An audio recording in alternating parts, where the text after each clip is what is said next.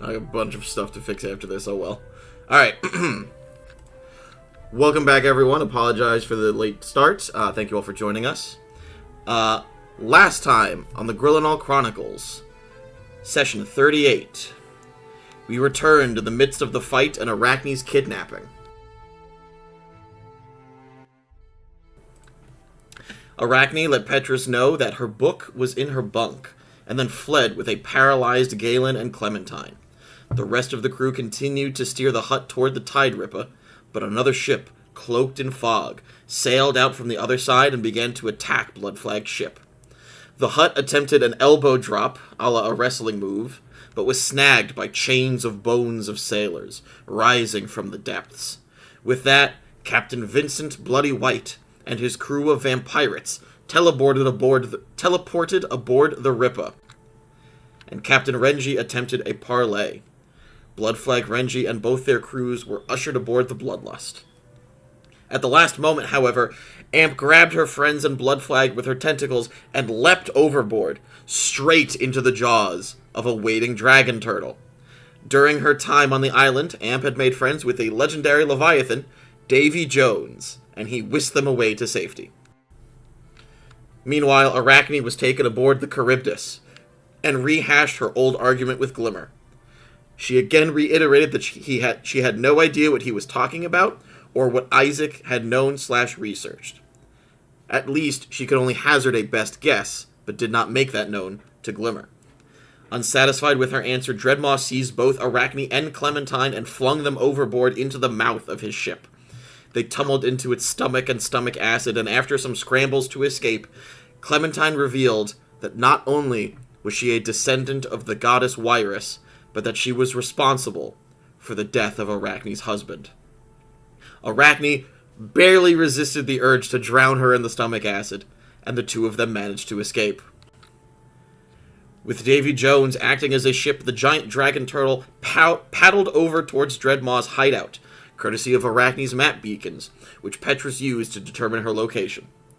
Inside the cove, the crew reunited, but Clementine escaped with a Misty Step spell and swam away into the depths. Focusing on saving Galen, the party made various preparations to sneak around, with Arachne going full disguise self to pretend to be an ocean inspector, surveying the hideout. However, as Arachne entered further into the cave and saw a small jail cell, she approached, but did not find Galen. Instead, she saw another half-fish humanoid who threatened her to stay away. And that is where we will pick up this evening. You forgot about the part where the house capsized the Bloodlust. Yeah, right? Ah, shit, I did, didn't I? Yeah, Joe's very proud of that moment. I am. I am not the main character, even though I like to think I am. I'm just happy that that happened. It was so outrageous. It was so perfect. It was really funny. I didn't hear no doorbell. Yeah, that was the best part of that. Okay. We are actually going to start this evening. Galen, could you go ahead and give me a perception check?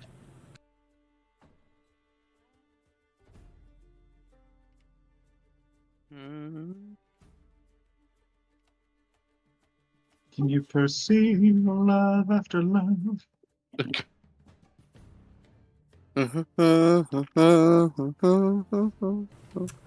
Okay, Galen, you were under the effects of a... Oh, shit, my icon is my regular...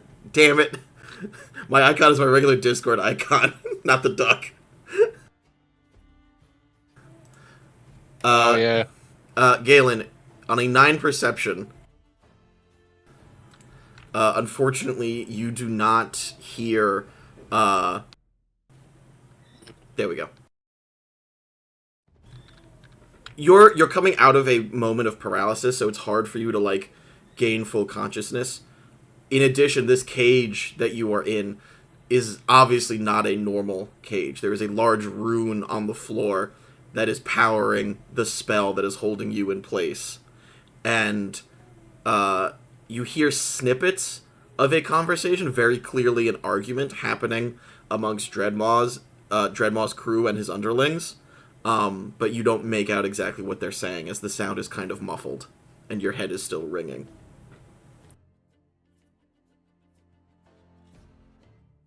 Why can't I just die again? Do I notice like any kind of like mechanism? I'm like, obviously, I'm judging by this. I'm in a arcane kind of a situation, but do I like notice like any kind of like sigils or buttons? Yes, there is a sigil beneath you, right? It's like they threw you in there and then the cage formed around the sigil. You can give me an Arcana check. Oof, okay.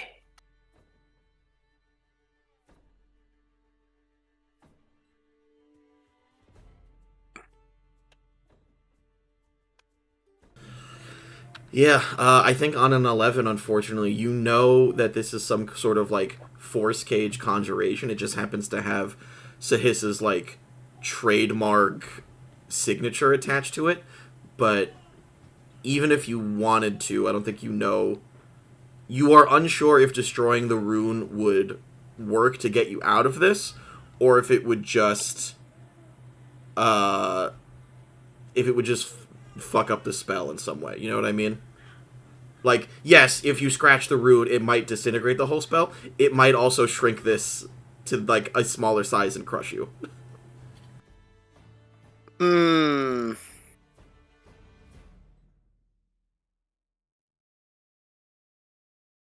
Well, I guess...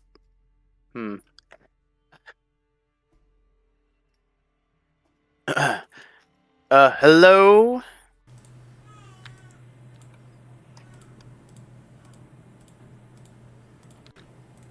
Okay, are you just calling out Oh, yeah, in I'm calling general? out. Yeah. Mm-hmm. Okay, let's see.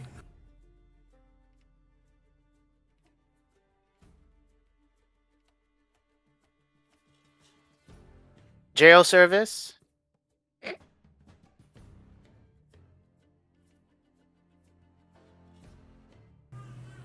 That is a 17 perception check.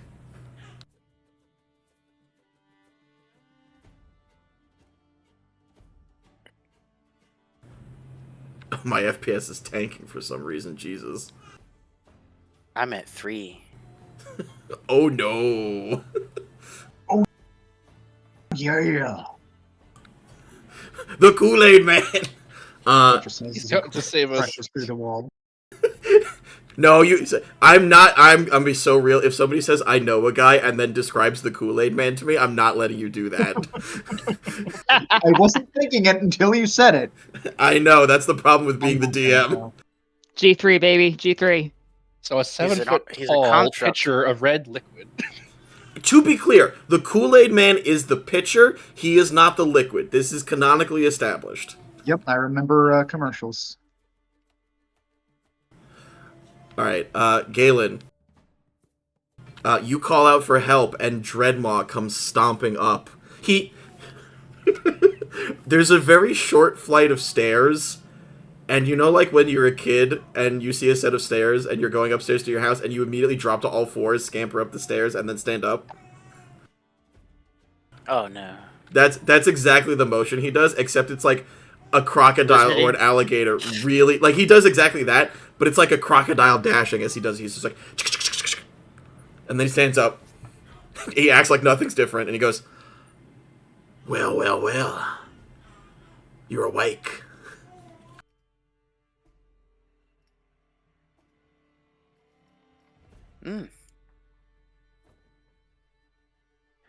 Yeah, I had a fairly decent nap.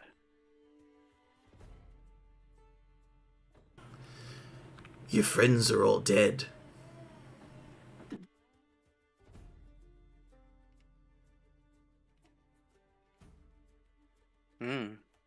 Which ones? I've I've had so many. Oh, this most recent batch. You know how I know? I did him the same way I did your little kitty cat friend.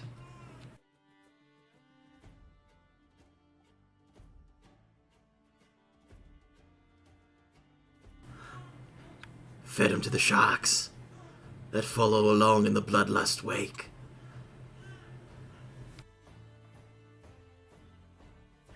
I don't know.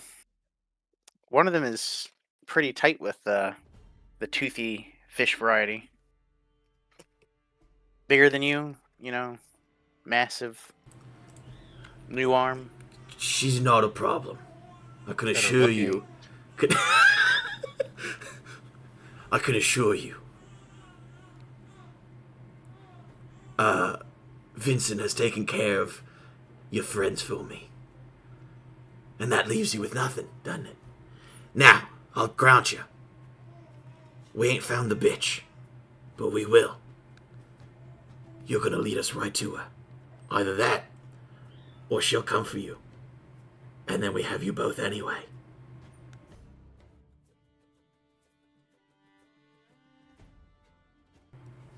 I think you're overestimating my value to her. You can teach anybody now these days. Oh, no. It's not just that, friend. She has to pick you. She can't take anybody else. You've already been taught. She can't just start from scratch. You not only have the knowledge, you drank from the cup. You've inadvertently completed the rites. You're not merely an apprentice anymore. Sahissa told me all about it.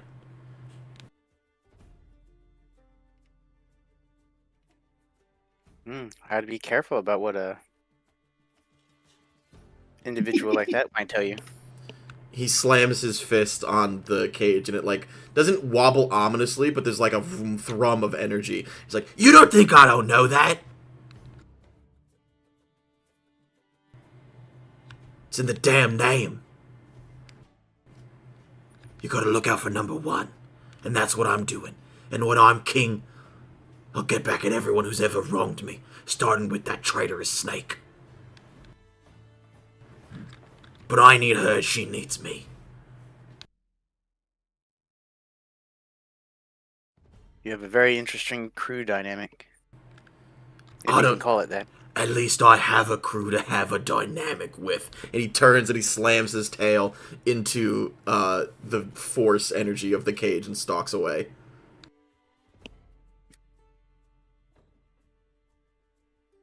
See you later. Arachne, give me a perception check. All right.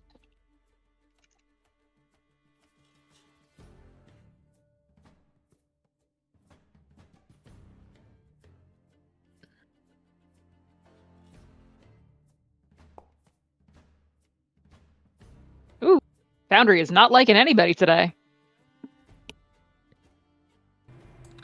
Okay, yeah, you don't hear shit as Dreadmaw stalks away.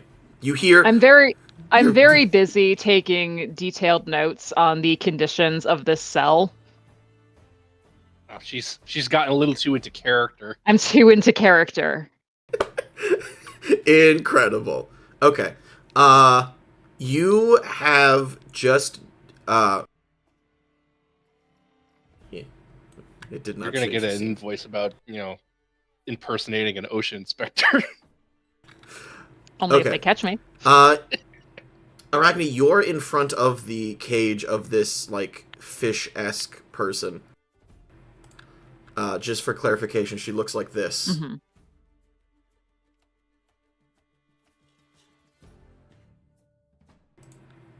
And she, like, DM, I have a stupid question that I need you to answer me, Sam. Okay. Is that fucking shade? No. Okay. It's very important that I asked that. Thank you for that clarification for me, the player. Okay, moving on. That would have been crazy. Listen, were a I have I trust didn't. issues I with did. this game. I didn't think that far. Okay. But you look at this woman, and as you look at her, her like arm ripples and briefly changes, as though she's like partially wild shaping, through a couple of different animals before it like is forced back into place. It reminds me immediately of Bali and his wild shaping that was inconsistent. Correct. Haha, I didn't even need to roll for that. Who? I'm like, ma'am, ma'am, are you a druid? What's it to ya? Yeah. I had a friend with a similar condition.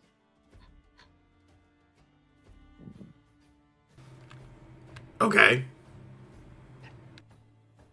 Just wondering if this is normal or if you've been in contact with any hazardous materials. You know, it's very important for my paper. No, it's My report, It's pardon me. It's the fucking cage. I can't break out of here. Fucking cage can't break out of here. All right, well, let me see if that lock is up to ocean standards. And Hey, what are you doing? yeah, I'm like, the name's Force Galarial. I am with the Department of Ocean, and you have a lot of code violations, and so now I need to do a deeper investigation. What? I'm like, the Department of Ocean. What's that?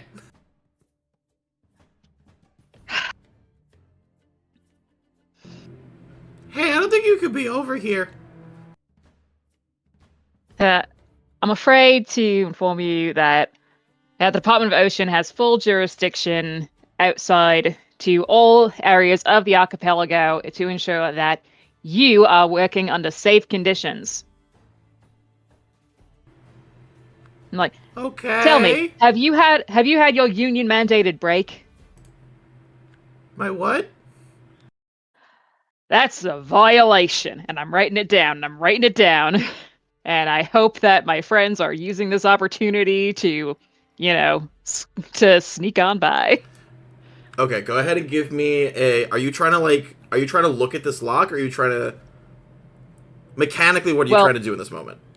Well, my intention was to open this lock. However, with this little numbskull just staring right at me, I don't think I can make that happen. Okay, so give me a deception or persuasion check. All right. I'm good at both of those things. All right. Let's go with persuasion to take your union mandated break. So what's your name? Nibbles? Nibbles? All right. You are not only entitled, but it is in your best interest for your health to take your union mandated 15-minute break. And since you clearly haven't had one yet, I recommend you take it now. You mean I don't have to do anything for like 15 minutes? So, like 15 minutes. Frankly, I bet you owed back time from your employer. What's his name? Mr. Dreadmouth? Dreadmaw, yeah. Right. I'm like, I say gather up any of your little friends and go take a union mandated break. Wow. Okay, thanks. I'm like, you're very welcome, Nibbles. I am so sorry that you're working on these horrific conditions. It's okay. He's my uncle. That's even worse when it's family. So on a 21, he does not go and happily tell Dreadmaw that he's taking his break. He does not tell Dreadmaw that he's taking a break. No, he just is like, they're so overjoyed by the concept of a break that they just leave. Oh my god, the child labor laws.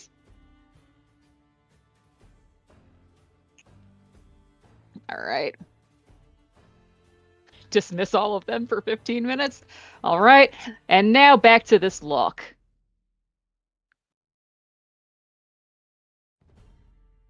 Right, and now I have some time to check out this lock.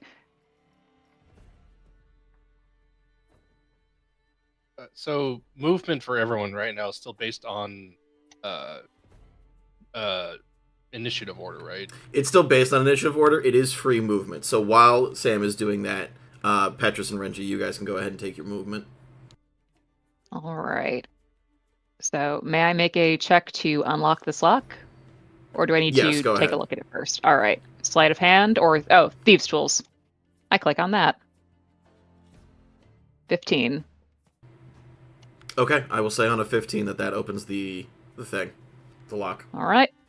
All right. And continuing to commit to the character of False Hill, Arachne's going to open the cage and step in with a clipboard and take very detailed notes on the conditions of this cave. And if you want to make for the exit, nobody's watching. So good luck, mate.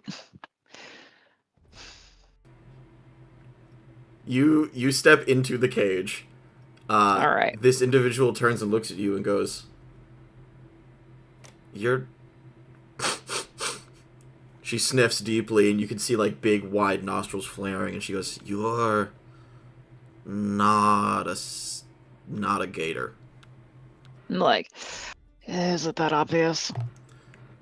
Underneath the stomach acid smell, yeah, it's that obvious. All right. Do you have any recommendations of what else I could be?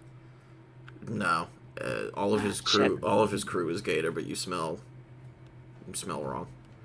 Ah, fuck. I don't know. What smells closest to human adjacent?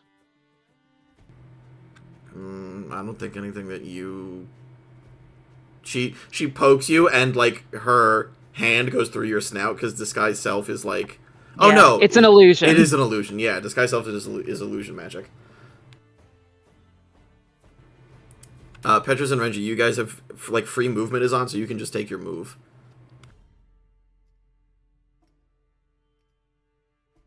There's a door here that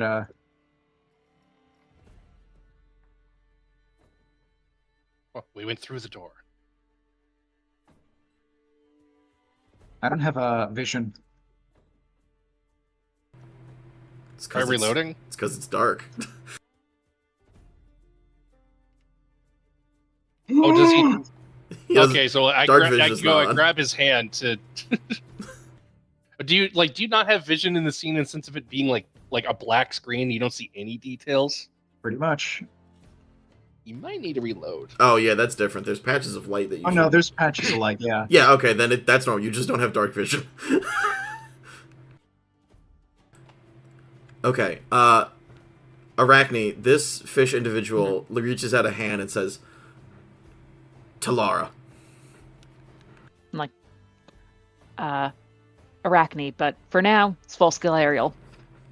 Got it. And we are going to cut over to Petrus and Renji. Okay, you are still hiding. You are still moving.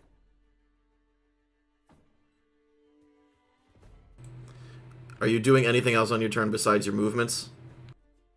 No, I mean just moving, hiding, just keeping out of sight, sticking to the shadows.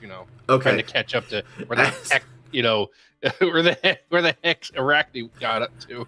As you are moving, one of the little gatorlings runs past you and is like, "Guys, we get a 15-minute mandated break." Reggie's saying, "Oh, good, they're holding to OSHA standards."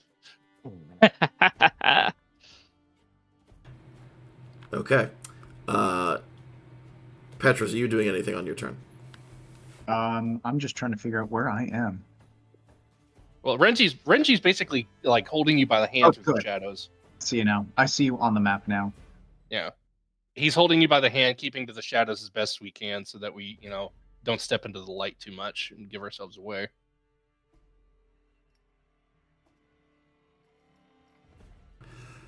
All right, with that, I think we're going to cut to Dreadmaw's turn.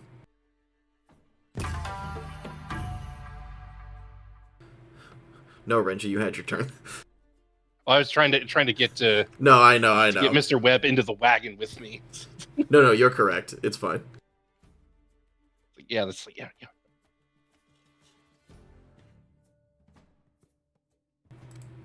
Why don't I have vision? Now it's my turn. You don't have dark vision. That seems... No, he definitely does. Wait, why doesn't Dreadmont just pull that sword from that stone in the rock over there? Won't he become king of the pirates if he pulls that sword from? Never mind. Oh well, No, he's why gonna go don't to why the don't you landline why don't one you try place. clicking on it, Renji? Ah, You stop that. Oh shit! The sword talks. I knew somebody was gonna do that.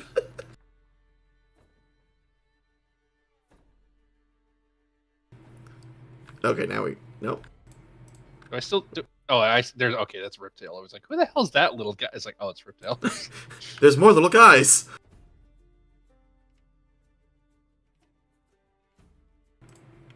Okay, I don't know why his vision isn't updating. It's really annoying.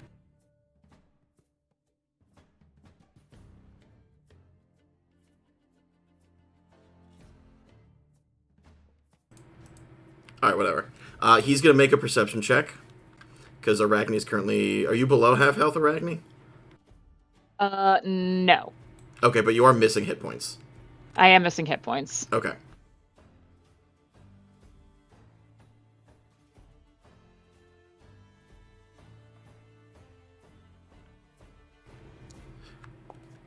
Not high enough. It's only a 12. Alright. Alright, Amphitrite, it is your turn. You are still invisible.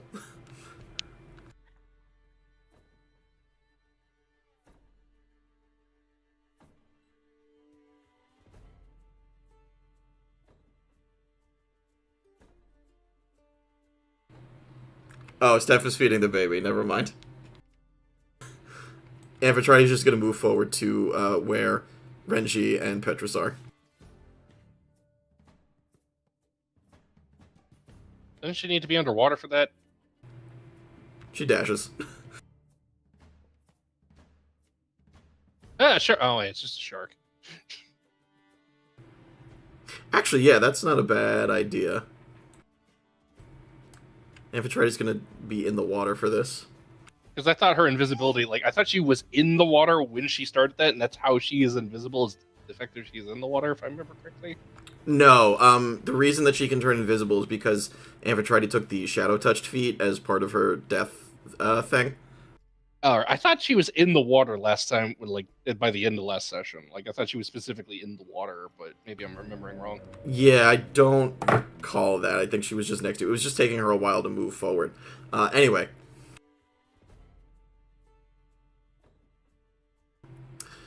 Arachne, you and Talara are standing in front of this cage. The guy has just run off. Riptail comes running back. Okay, Galen should be on the other side of this wall. Right, is there a way to get to him through the cell? No, it's just a cell. Ugh, shit. Alright, Down south, though, there's a floodgate. there's a gate down south. Can we get to him that way? Potentially. It's down and around. Alright. Alright, let's take our chances. I'm going to check out what's over there and send everybody else down that way. If I can be a good diversion, then we can everybody get out here alive.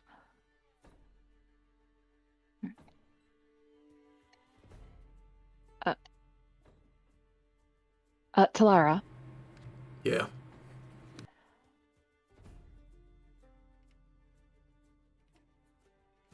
how fast of a swimmer are you? I can turn into a lot of things that have a good swim speed.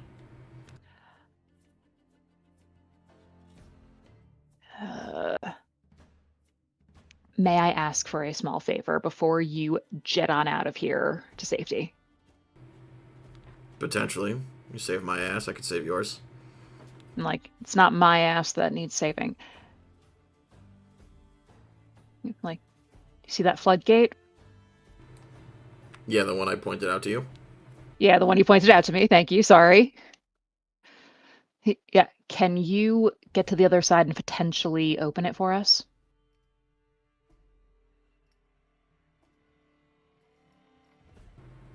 She takes a second to look at it.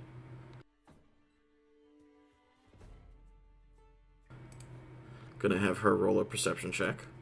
Sorry, it was the Sam didn't realize who was talking. No, it's okay. Yeah, okay.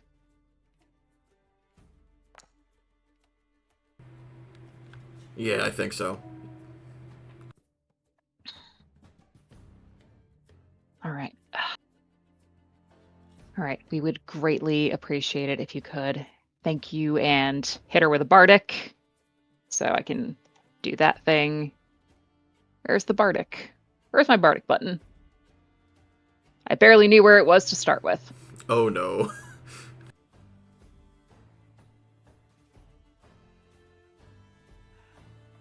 All right, inventory. Sorry, I barely knew where it was to start with. Hit her with a bardic. Oh, did my character just disappear? A little bit. There you go. Oh dear. There you go. Take a bardic. Yeah, no, I can't see it anymore. I would be holding Petrus's hand the entire time, leading us. I know, through the yeah. darkness. And so, like, it's like it comes across like, it's like, what's going on here? It's like he's sneaking up to this. It's like, oh hey, guy, and then just pops out of existence. Bink. I can still see you, so I'm not sure what's going on. Oh wait, Petrus disappeared too. No, Petrus is next is to you happening? now. There you go.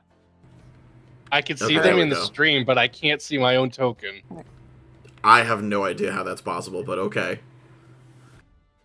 Can't All grab. right. Oh. Oh, fucking weird. Now I can see it again. By clicking Okay. where it should be. That's wild. Okay.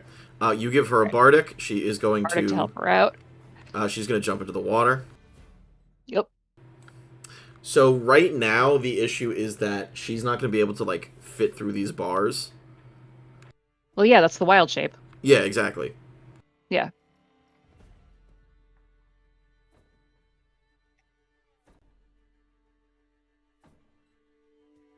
Does she lose bardic on a wild shape? No. Okay.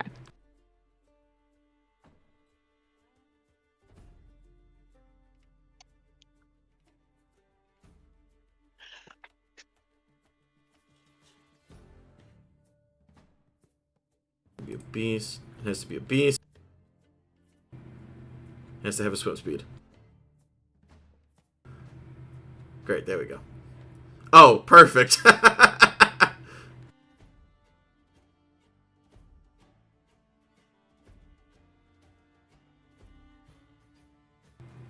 Why is it targeting Petrus? Are you fucking kidding me?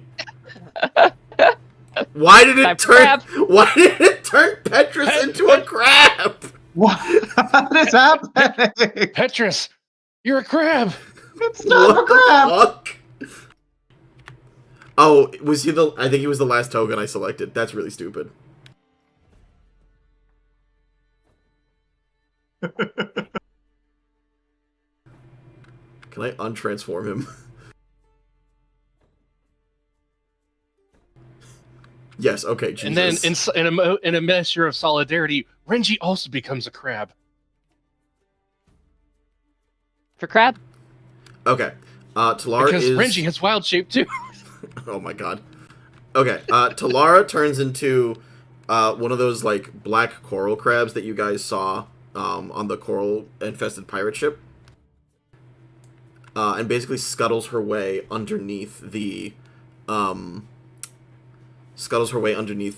bars of the floodgate that's over here. Okay, it's gonna take her a minute to do that, so let's cut back over to you guys. What are you guys doing at this moment? Oh, Renji and Mr. Webb have caught up to our friend who we did see before Yes. she turned into false Galarial. Yes. And also Riptail's here, so it's like if Riptail's here talking to this crocodilian, then it's like, this is definitely Arachne. Yeah. Correct. You find him? Like, no, but did find Talara. She's something of a druid, and she's got that same shifting that that ballet had. Not sure the details, but that ain't my business. She's helping us with the gate. Like, she kind of points around the corner. Oh. Oh, okay. Yeah. Did you see that library across the way, or storeroom, or whatever? It looked like some kind of like meeting room or something like that. And clarify, she is talking about this one over here.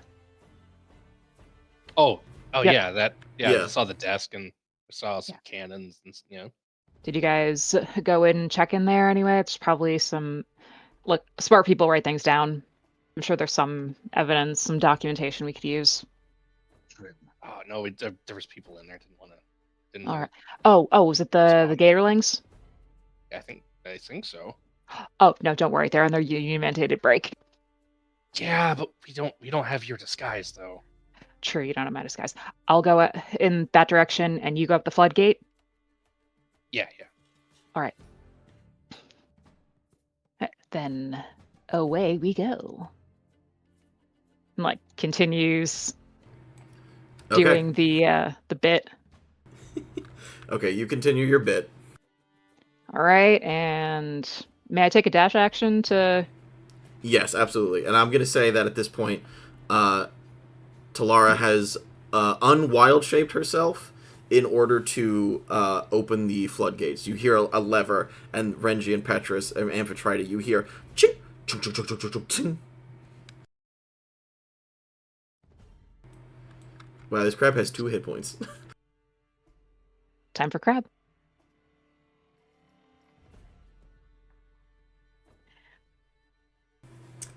Okay, so Talara's going to roll initiative to add herself to the combat, or to the tracking and stuff.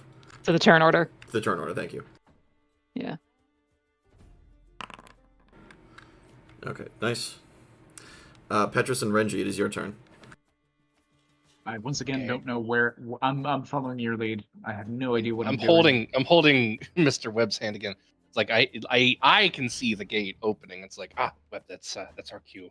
We're gonna dip into the water down here, but don't worry, I got you.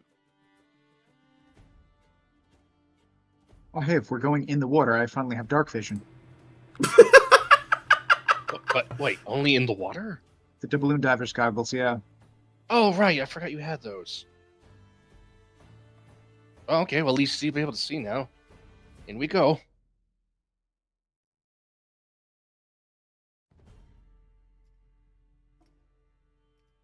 Oh, that's what it is. Whenever I click on Miso, I can't see Reggie's token. Oh, that makes sense.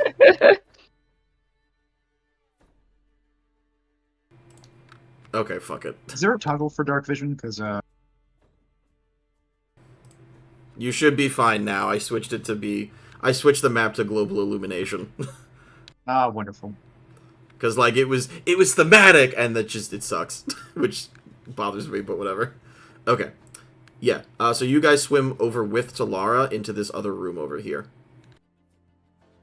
Oh, you must be Talara then? Indeed. Are you with, False Gadriel? Galariel? Yes. Alright, come on. Sure.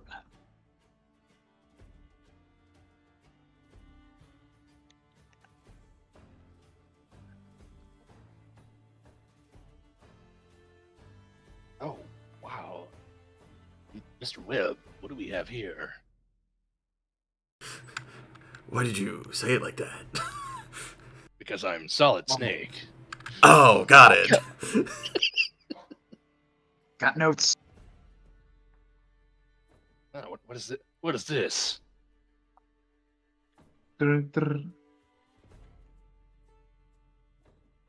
Web?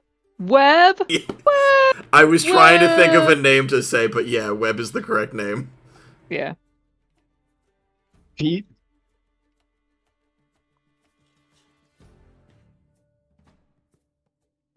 Okay, what do we have here?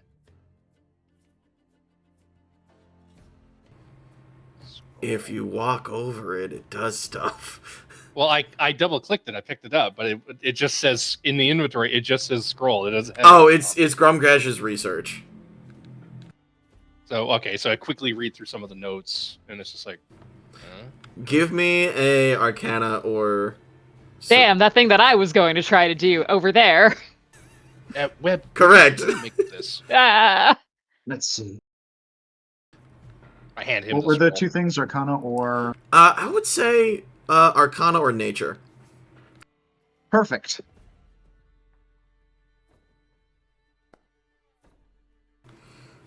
Okay. It is a very long, complex sequences of...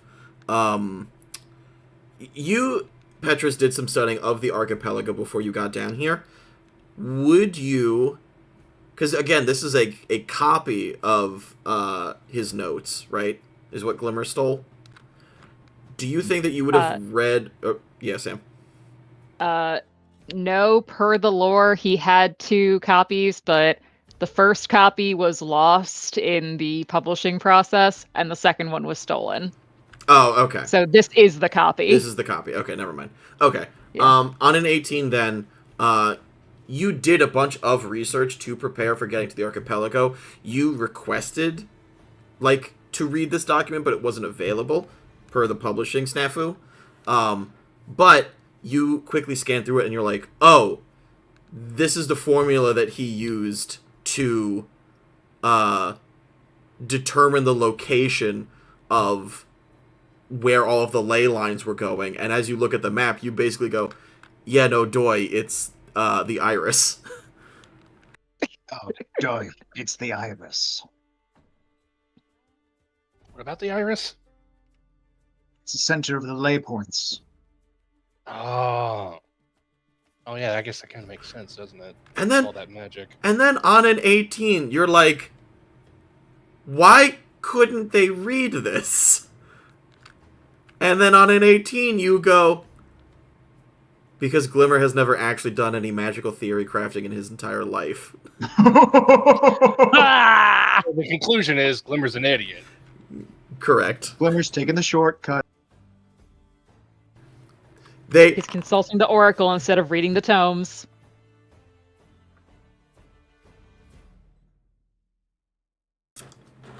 Correct.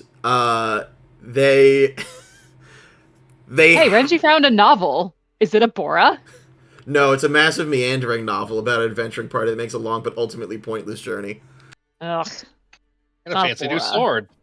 It's about a guy named Charon.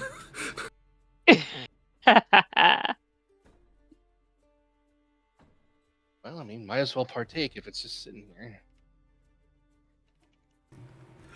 Basically, the conclusion is that, from the scroll as you're reading Petrus, you take a minute or two to read through it.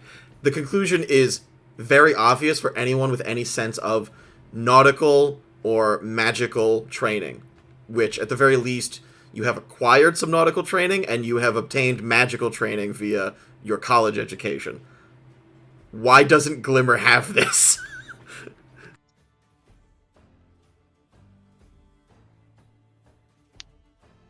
Also, can I roll a perception check to make sure that none of this stuff here is rigged or trapped? Yeah, go ahead and do so. It's like Renji got a little excited. It was like, oh, we got stuff. Oh, wait, hold on.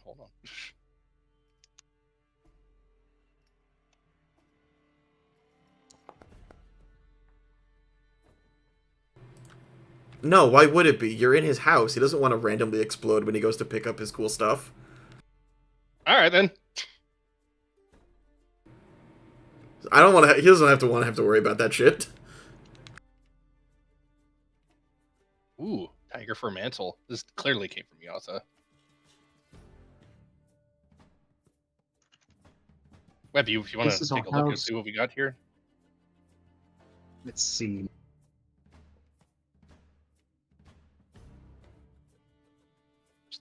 Just go check out what that other pile over there has.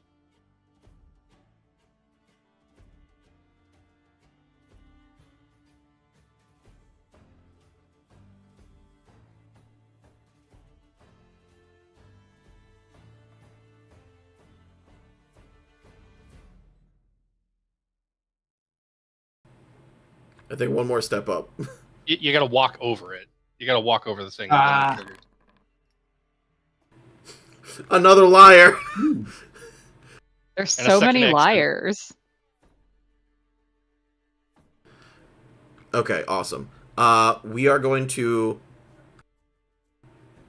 We're actually going to cut back over right now briefly to Arachne. Steph, are you with us, or are you still feeding her?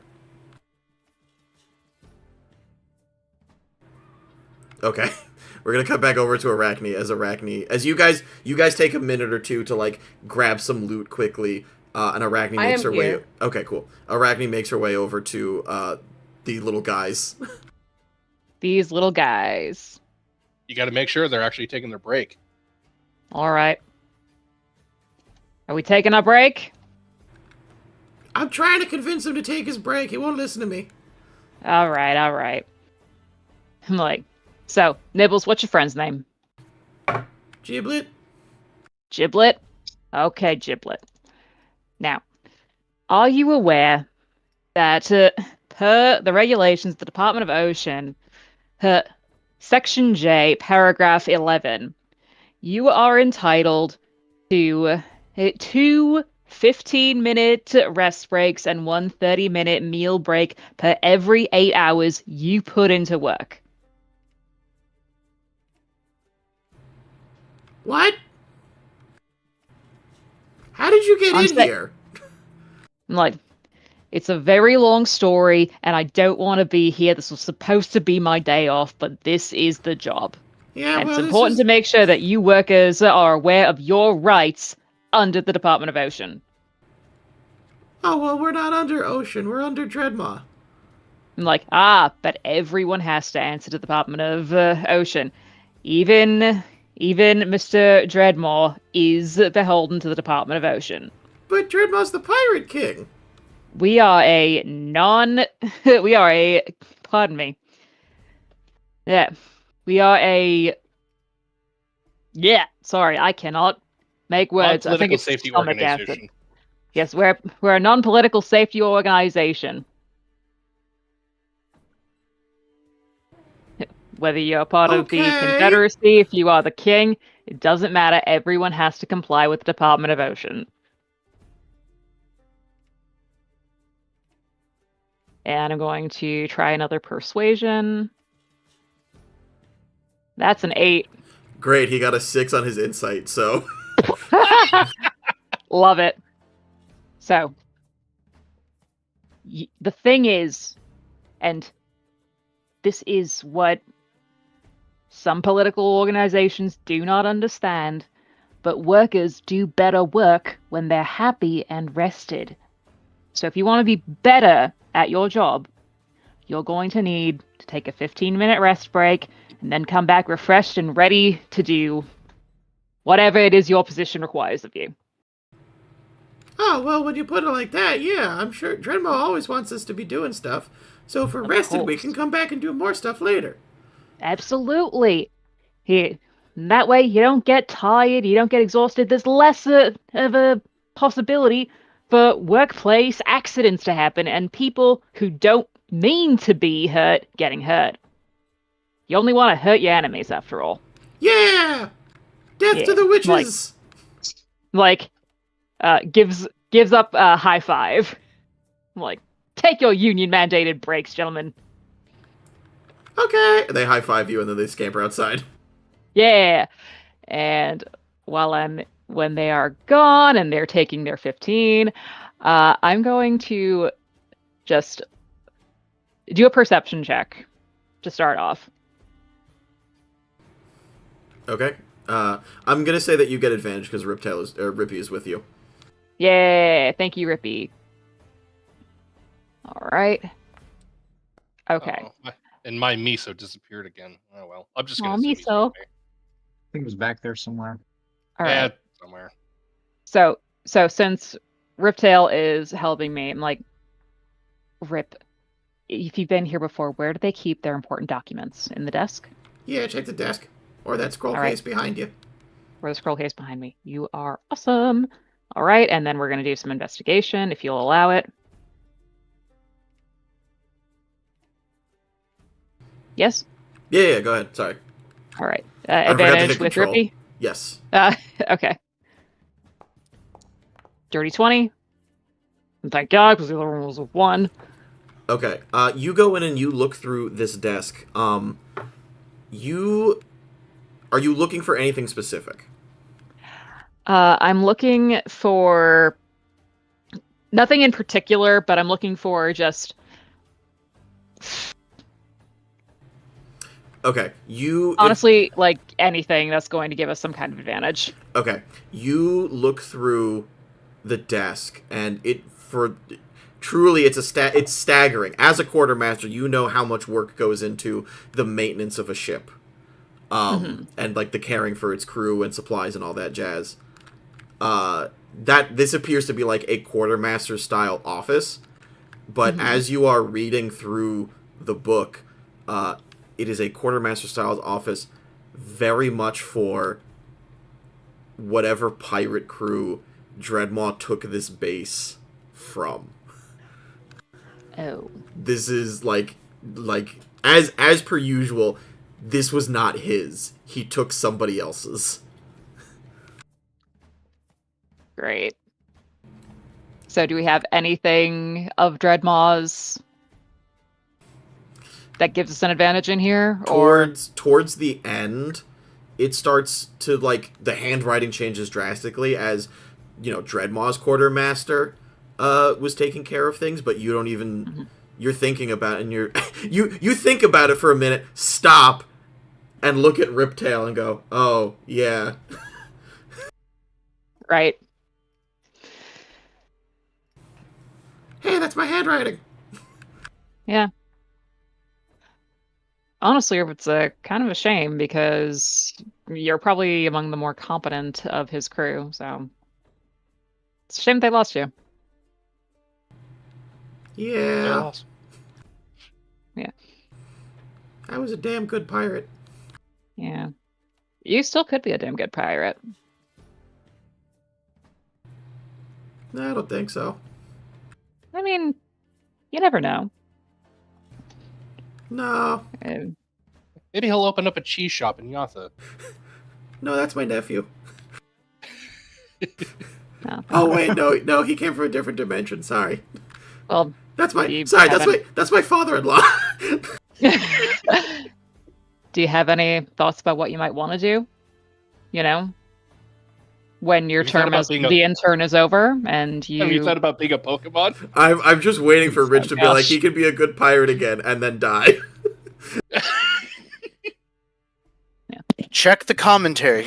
I'm watching it in real time.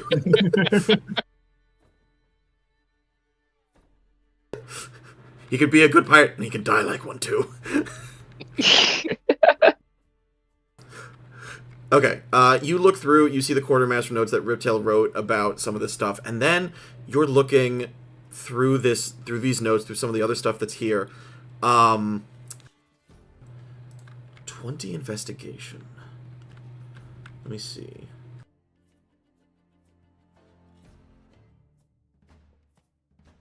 Oh, What's up? hold on. I don't want to say it out loud. Okay, fair. Oh god, I fucking hate that. Oh, okay. Incredible. I didn't want to say it out loud. That's fair. Yeah, thank you. Yeah, no, yeah. What is the joke? Oh, we'll never know. Except we'll know. We'll know. We'll remember. We'll know. Yeah. All right. So. Okay. Yes. All right. So, straight up, do I get any additional information from that notebook? Not about anything relevant. However, as you're searching through, you find a compass of some sort. Right. What is? Just throw in my pocket.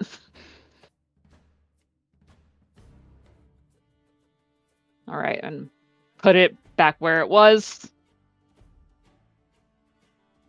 So I'm not getting a ton of new information from it. I'm not going to waste any more time on it. Okay, perfect. All right, we are going to cut back over to Amphitrite. Are you doing anything at this moment? I don't think so. Based on what I'm hearing, probably not. So, what we were doing while Arachne was being an ocean official is... Alright, sorry, I'm back. Okay, no problem. We checked the I'm food in loot piles. water. So. I'm in the water.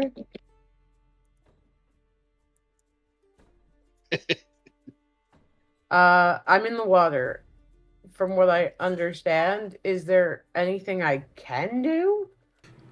Yes, you swim up, staying hidden underwater. You're invisible, so it doesn't even matter. You actually swim up under the bridge on the opposite side of where Renji and Petra snuck through, so they basically avoided being detected. Excuse me. By staying stealthy. You swim up, and if you can, give me a perception check.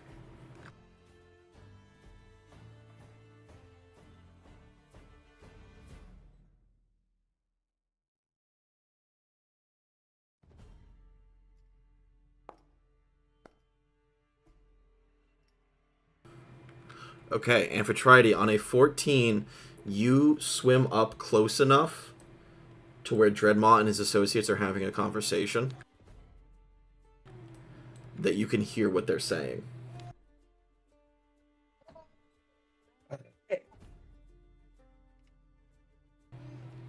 Dreadmaw is having a conversation with his associates that seems to primarily consist of him berating them that they have not achieved their goals yet. Glimmer is attempting to, like, hold his ground, and then Tiberos says something... God damn it, Sam. And then Tiberos says something that confuses you for a moment, as he says, "Do not worry. My sister still has the last piece of the map. If we can recover Clytemnestra, we will take that, or the piece of information, rather than map, excuse. But once we take that from her, we will have most of the information. She was tasked with retrieving it, and someone," and he looks at Glimmer, "let her get away." And Glimmer says, "It is not my fault for the last time. Secundus insisted that we plant the scroll so that Isaac's soul would enter into the afterlife so that he could absorb him and the information. Once it turned out that he could not, in fact, absorb the information and had to interrogate him for it, but the wizard refused to break. So, Clytemnestra stole the last of the information and fled here. We know that now, and myself and Captain Avery have been sailing the seas looking for her. And you couldn't find her because she was stuck with that giant hag." "Yes, but now that we have the Witch of the Watery Grave secured..." "No, we don't. We have her apprentice, or maybe we have the witch. Doesn't matter. Zahissa says bitch ain't dead."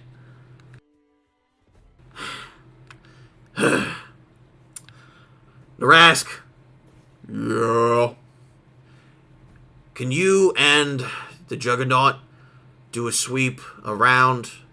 I don't want to be caught by unawares again." "Okay, boss. Come on, Whitemaw." And Narask and a different Fistrian captain begin to walk down the stairs. There's literally a moment where both of them get stuck because they're too big to fit side by side, and Narask just pushes Whitemaw out of the way. Mr. Wet, this way. Right And corner. where the fuck is Vincent? Okay. Narask is doing the same thing as you, Steph. Naraska's going to jump into the water and swim away. You are currently invisible. Your scent is hidden in the water. You're at Cool. Alright. full hit points, so he can't smell you. He's going to roll this with disadvantage. Roll what? Perception? A perception check to notice you.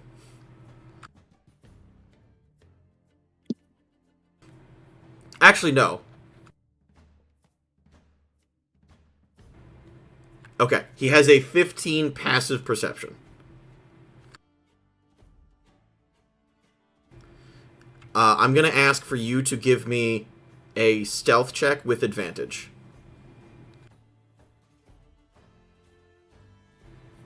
If you can't do it, I can do it for you. I'm just literally invisible, though. Yeah, but he could still bump into you. You're not intangible. Perfect. Okay. Arachne, Renji, Petrus, Galen. You all hear two giant splashes as the larger Fistrians dive into the water and swim outside. Oh, yeah, I use manipulate wind to cut the lanterns in the room with with Galen.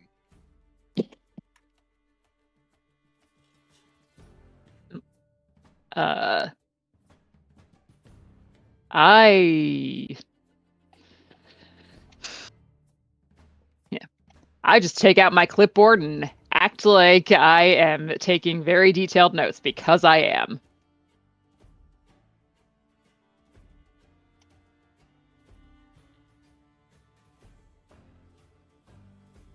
Mr. Webb, do you think you can figure out how to get this cage open?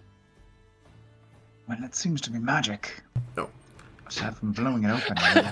I'm sorry. The way you phrased it, I'm saying it's like in the first Avengers movie. It's like, hey, can you do that panel? And it's like Steve Rogers like, well, it seems to run on some kind of form of electricity.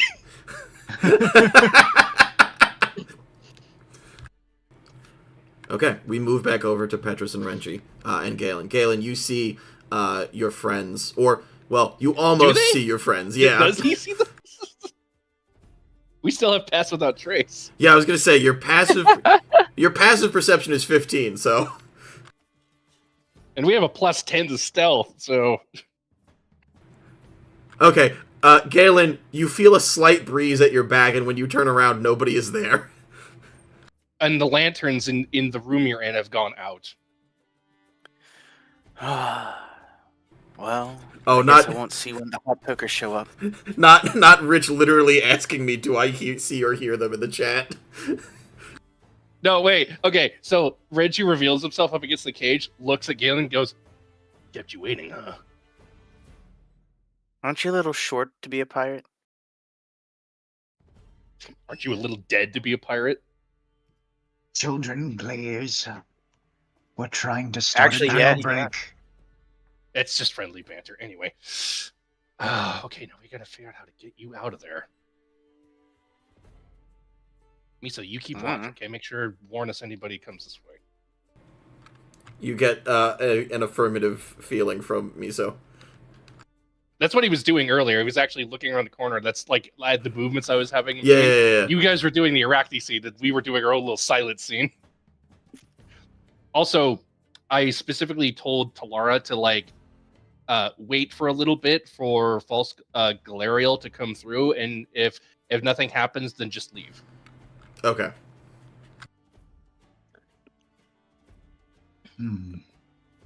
Hey, just permission to meander my way across the map back to that general vicinity? Or do you want to... No, you can absolutely do that. I'm just making sure you're going, back across the bridge, right? Yes. Yeah, okay, go ahead and go back across the bridge. You're fine. Look, I might have a swim speed, but I know when I am in enemy territory. Okay, yes. Petrus or Reggie, you two can give me a Arcana check. One of you two. Or one person can do it with advantage. I'll give him help. I'm good with druidic stuff, not arcane stuff. All I have is my int bonus, just so you know. Better than But what I that's got. 21. And it just might work.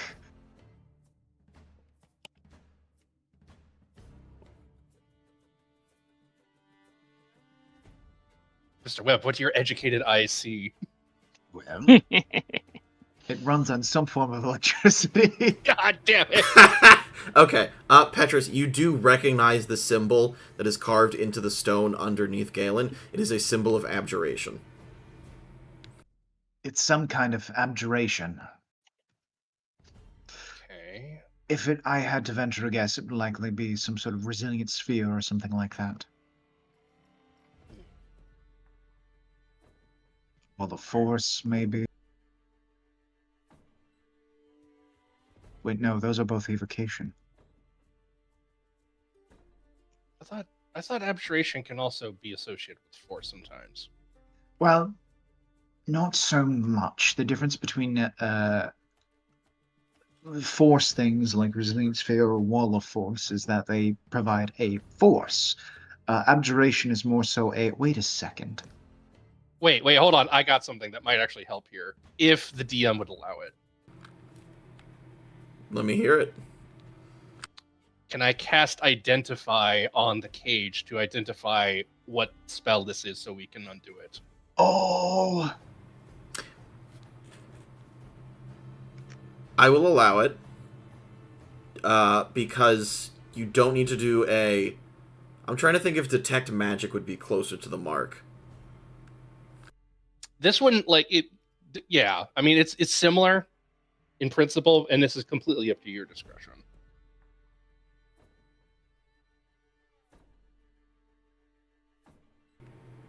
Yeah, so I think the issue is that this specifically says item, whereas Detect Magic would give you the actual components of the spell. But I will let you cheat. I will not be doing the ritual casting. I will be actually using a spell slot for this. No, that's not the cheating I meant. You No. I know that you're cheating us, basically allowing us to fudge and detect magic. No. You reach down and touch the rocks. Oh. Reach down and touch rock. Rock. You reach down and touch the rocks that have the symbol carved With his into foot, them. like he kicks rocks. Kicks rocks. Reach down and touch grass. Rocks! My God. All of you banned. Rocks! Alright, let me double check something. Yes, this cage seems to be made of rocks and This cage seems to be made of cage. And stones? and stones. Yes. Huh. Okay.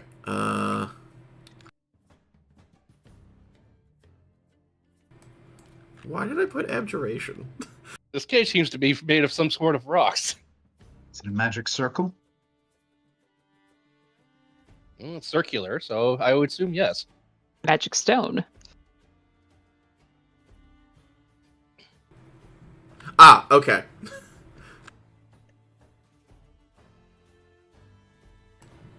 Renji, you go down and touch this, you reach down, try to touch these stones with Identify, and, the spell vanishes and dissipates. Oh. So he's free. No, your spell vanishes and dissipates. Oh, my spell vanishes. Your Identify does not cast. Oh, okay. So I can't identify this. It just dissipated.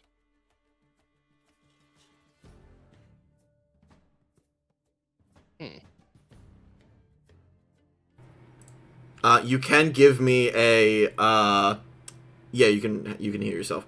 Okay. Petrus, you got a 21? Yeah.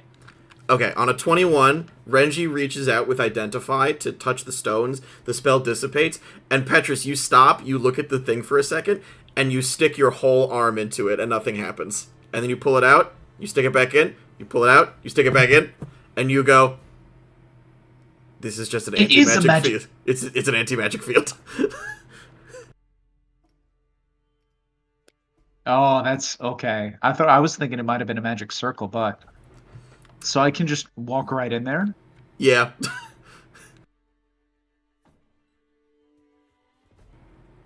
It's a prison of your own mind! So what? Was he able to just leave at any time if he just walked through it? Now he is. I definitely wasn't scrambling to figure out an abjuration spell to make it.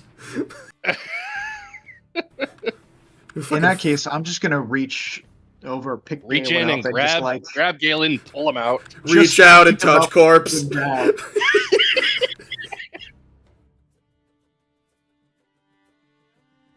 Glad to have you back, Mr. Whitby. My pleasure as always. Okay, Shall we get out of here? Renji, Miso starts sending you, like, worried things as a crocodilian walks up to you.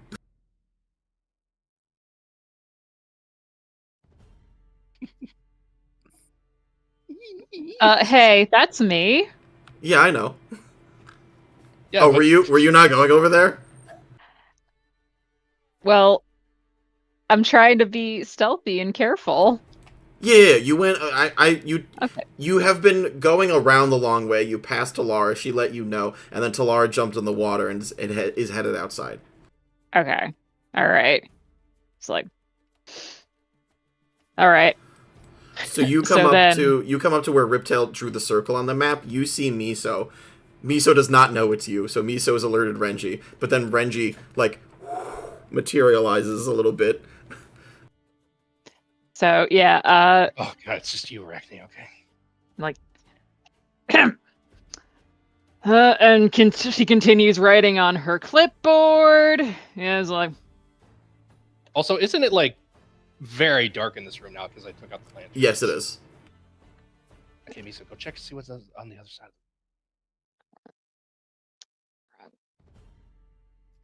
So Renji will take up where Miso's spot was and all right. have Miso go up the stairs and see if there's anything up there. Just leads That's to the edge of the map. Yeah, it just leads to the top of the island. Okay. What's our plan out? I don't know, sneak back out the way we came, quietly, slowly, methodically. All right. Unless if okay, actually, you know what? Does Miso actually see like is there a good way to get out of here via those stairs? Yeah, if you go, I'll say that I'll be real. I don't have another map prepared, but I'll say if you go up that way, you'll basically exit out of like a cave that you can then just use to run across a beach and get back to Davy Jones. Did you guys find Saren? No, I didn't see him.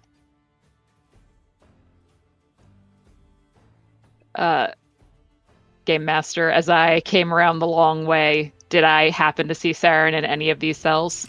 You did not see Saren. Fuck, fuck, fuck, fuck, fuck, fuck, fuck, fuck, fuck, fuck, fuck, fuck. It's a very good chicken impression, Arachne. Oh, thanks. Okay, are you guys gonna go up this way? Or you're gonna go out the way you came. Well, as far as I know, back in that this ship that's kind of here is an office area. That's where Dreadmont is, and I don't want to go anywhere near him at this time. Valid. Miso says that up there is like it leads to a beach up there. I think we can use that to get out of here.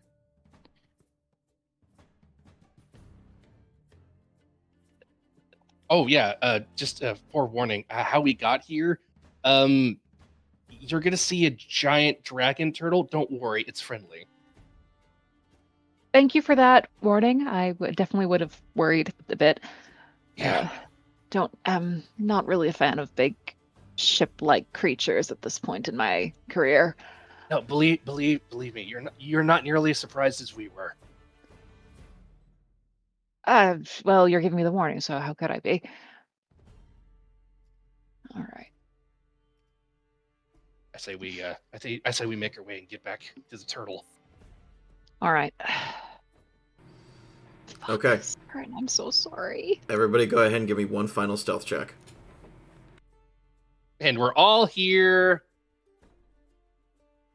in Pass Without Trace, so it should be a good one.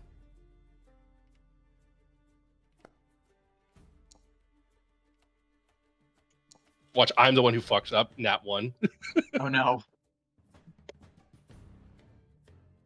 Oh, thank fuck. Okay. Shut the fuck up. You rolled a 6. Oh, wait, no, it added it twice. So that should be 23. what? 23. Yeah, it's still pretty good, though. Yeah, I know. It adds it twice on me for some reason. Still, 23. I'll take it. Oh, I think it's adding it to you, and then it's adding your aura. Oh, yeah. That's not how that works. I was gonna say, okay, Arachne, you haven't done it, but Arachne's portrait is different. Okay, you are all... Wow, 31, Galen, damn. Like, who's Arachne? I'm False Galariel. Okay, I'm on... like, get the fuck out of here. On a very successful stealth check from everybody, you guys make it up and out of here, and you begin to... Galen, both you and Arachne just stop as you see what is essentially a dragon turtle the size of an island parked outside. And we are going to cut over to Davy Jones.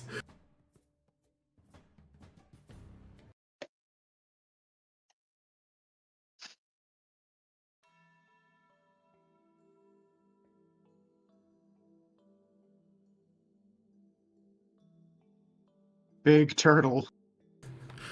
Big fucking turtle.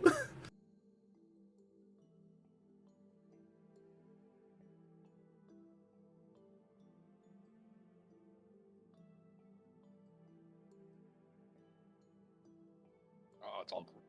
Is it great for anybody else or just me? It might be great for just you. Just you. That's dark vision, I think, Load. but that shouldn't be. Yeah, you know, typical Foundry reloading issues. It shouldn't be. I clicked global illumination. I don't know why it's doing that. No, you know how it is. It's like everybody has like different issues. Like sometimes you just have to reload because it just didn't load properly. Yeah, I know. God.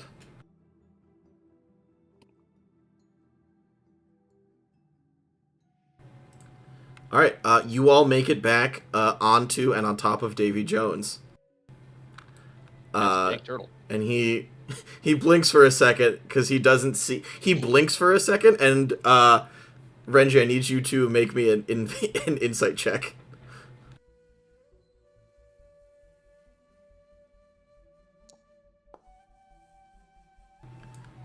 Okay. On an 18, he blinks, and when he opens his eye again, it's like looking into literally the eye of the storm. You just see an infinite pool of darkness, and you're like, no matter how nice this individual is, they are a soul-crushing monster. They are also inhuman beyond my wildest fathomings, and quite possibly insane from how old they are.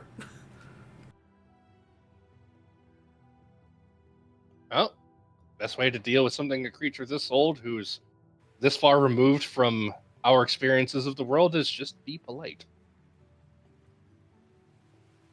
Anyway, Arachne, Mr. Wethby, this is Davy Jones. This is Amphitrite's friend. Hi. She mentioned him to me before, but she didn't mention how big he was.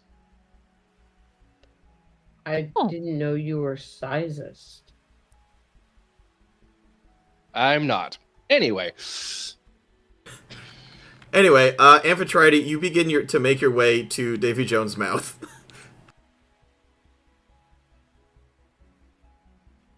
wait, wouldn't it make more sense if there was like a hollow space under his shell? No. Okay. If you scroll down a little bit, you'll see. All right, everybody into the mouth. Beg your pardon? Huh? Yeah. Where did you go? Get a beer. Okay, good. Oh, hey, everybody's here. Before going to the tavern, or well, going into the mouth, as it were, Arachne is going to use her message bottle to try Ooh. to try to contact Saren. Okay, yeah, go ahead. All right. It put that in the chat. There we go. And so I have 25 words or fewer. Words message is words with a piratical slant do not count against this message. what does that mean? If you say yar instead of hello, you still have 25 words. So the more pirate the message, the longer the message could be. Correct, yes. No, it's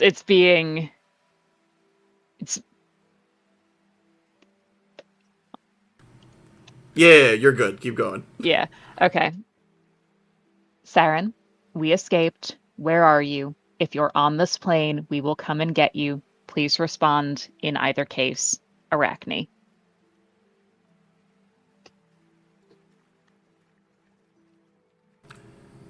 You receive no response immediately.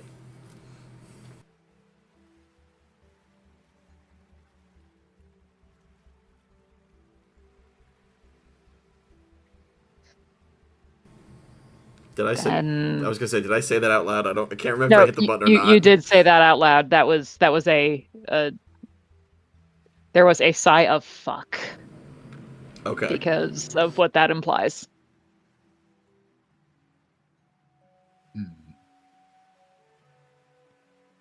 Would now be a good time to like relay everything that I heard from Dreadmaw?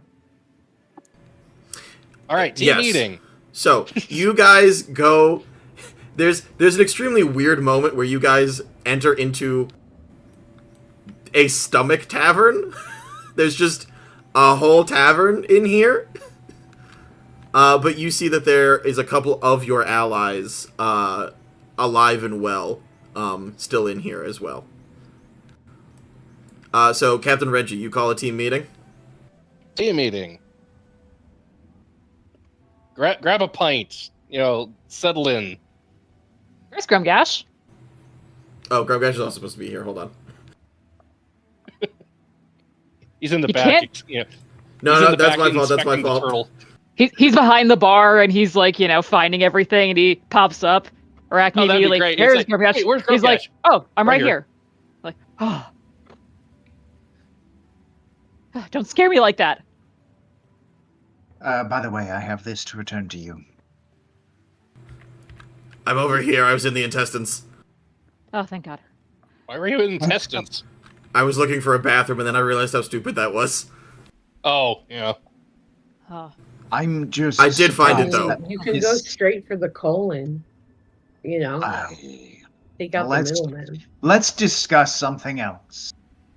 I'm turning off Thanks. passive infiltrate so we can see each other. Yeah, okay, good. Yeah. Like, wait, who's talking? Who was that? Thanks. Must have Brad. been the wind. Yeah.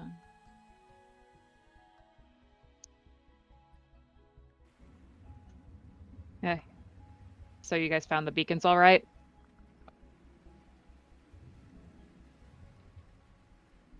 Yes. Yeah. Like, you could count on your web.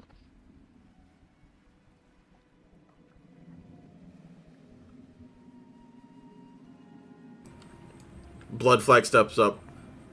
Okay. What the fuck do we do now? Well, Well, I think the first order of business in terms of direct action would be getting you back to your ship. Yeah, if it's not sunk. Like, I think we got away from it. Like, it seemed. Who the hell was that pirate that absconded with us? It's Vincent. Bloody Vincent. That bloody Vincent? Yeah. I've only heard about him. Blast Bucket stands up on the bar so he can be seen. Nah, Vincent's a real shithead. I've heard, but fuck, I didn't know he was working with Dreadmaw. I think it's more of like a monetary situation. They're literally bloodsuckers. They're pirates for hire. Oh, mercenary contract rather than actually part of his fleet. Okay. Yeah, plus if you guys got rid of Riptail, he probably needs to shore up his defenses. Oh, well, yeah.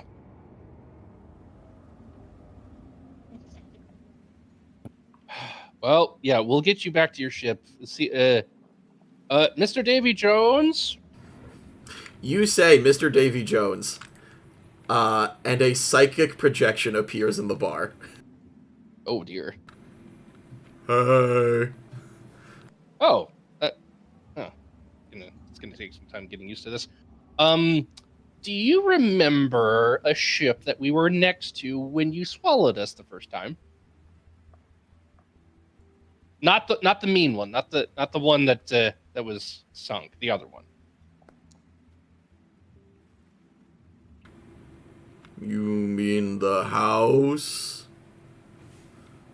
Oh no, not the house. The other ship.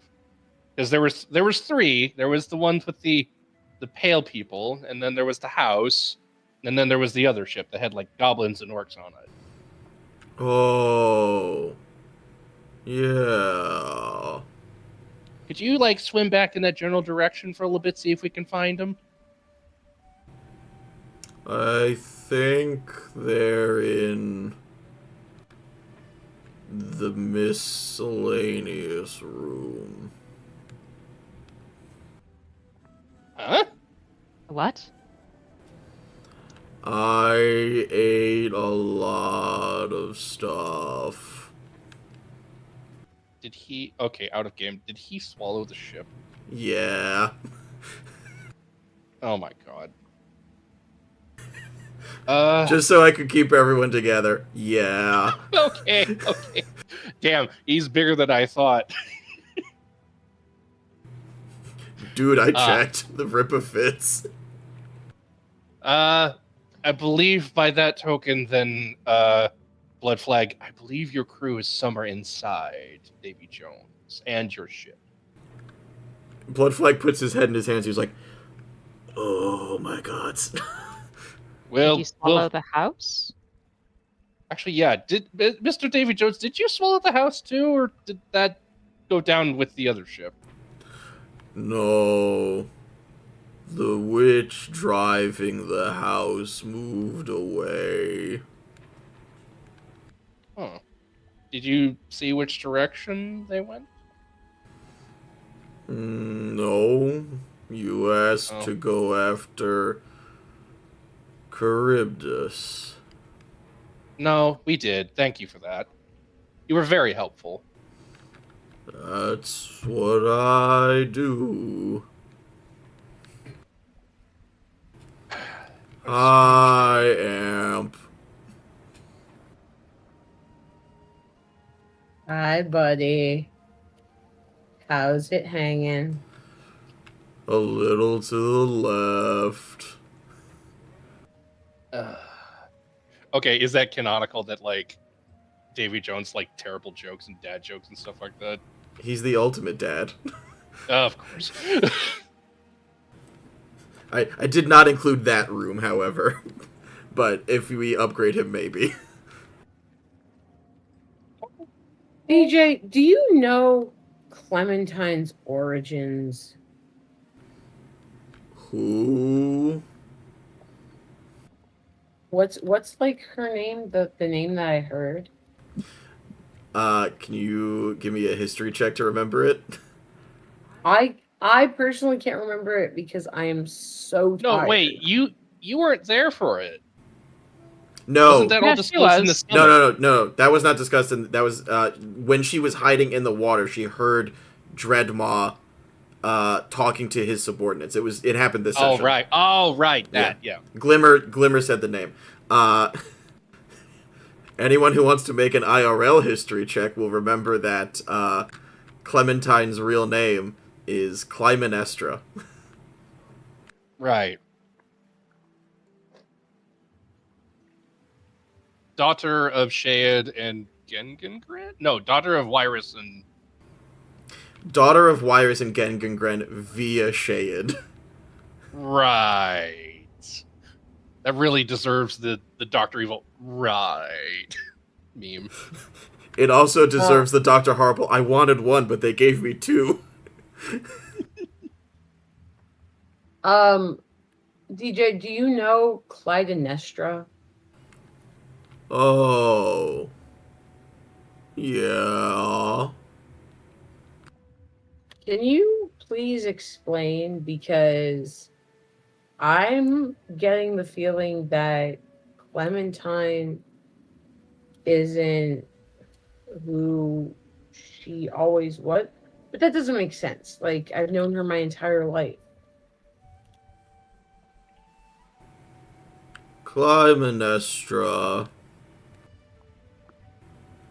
came to us many years ago and did not want to be found. She asked for sanctuary, and Morven granted it.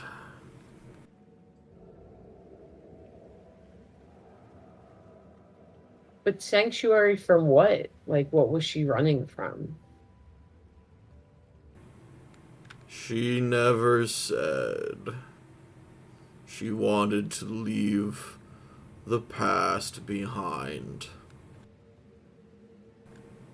But I smelled death on her.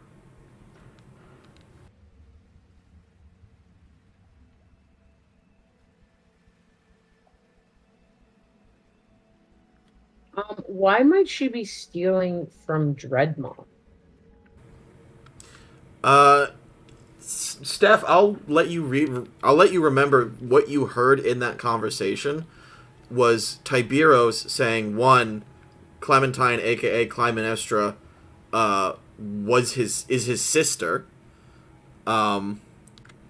Two, Clytemnestra has the last part of Isaac's research that she did not turn over to Glimmer after the murder of Isaac was committed.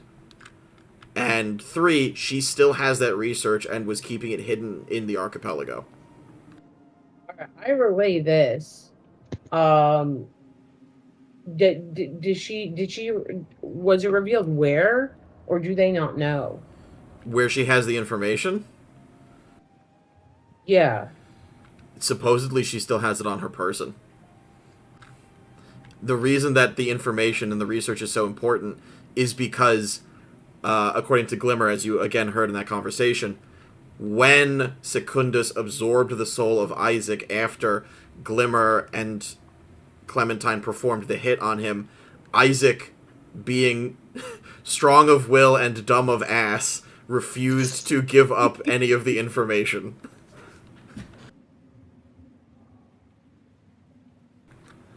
So they cannot translate the scroll that you have that is Grumgash's research because Glimmer is not really a wizard. He was like a hangers-on to the group, even though they treated him as an equal. Oh, like Peter Pettigrew. Yes, which is exactly the Yes. comparison that I've made before. Cool. What's it called? Where is Clem? You don't know. Clementine Misty stepped away after Arachne and her got out of the belly of Charybdis.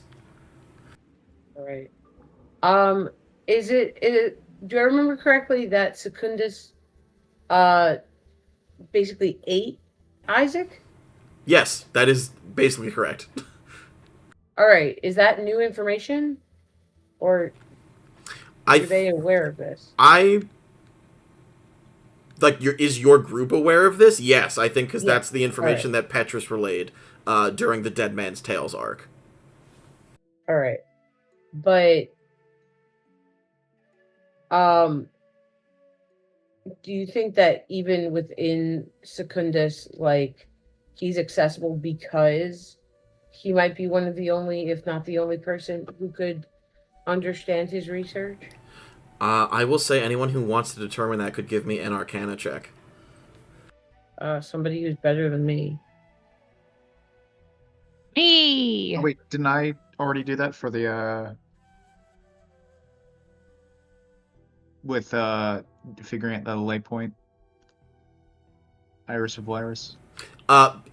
You discovered that I think what Steph is asking, correct me if I'm wrong, she's asking, are they literally able to, like, talk to Isaac while Secundus is absorbing him? Yeah. Ew. I'll make that Arcana check. Yeah, you can go ahead and make that Arcana check. Is anybody helping you? If they want to. So far, that's a 19. Okay. You do not know the exact nature by which Secundus has absorbed Isaac and Petrus's father. Because remember, that was the other thing, the other individual that Petrus saw in the wings. Well, Misery loves company, and now he's got LG and Bally and potentially Saren as well. Which means that he has consolidated a lot of information in a short amount of time. Oh, fuck. However, because Isaac refused to actually impart the exact location that you all now have, that is the piece of information that he is missing. You guys are still missing one additional piece of information.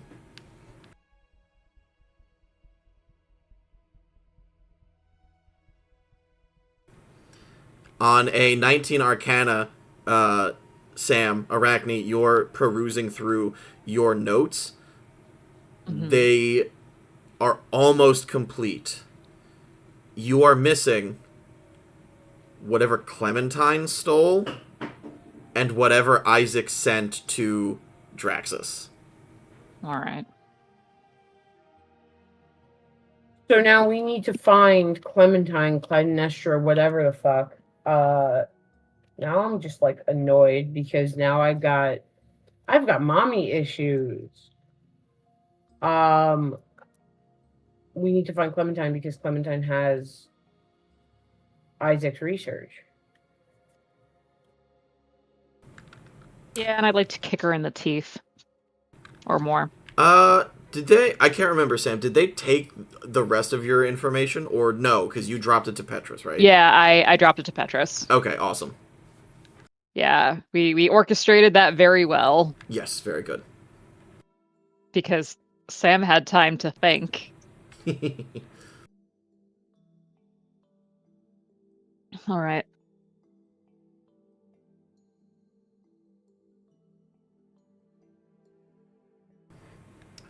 Bloodfly claps his hands. Great! So, what is our plan now? We are going to need help.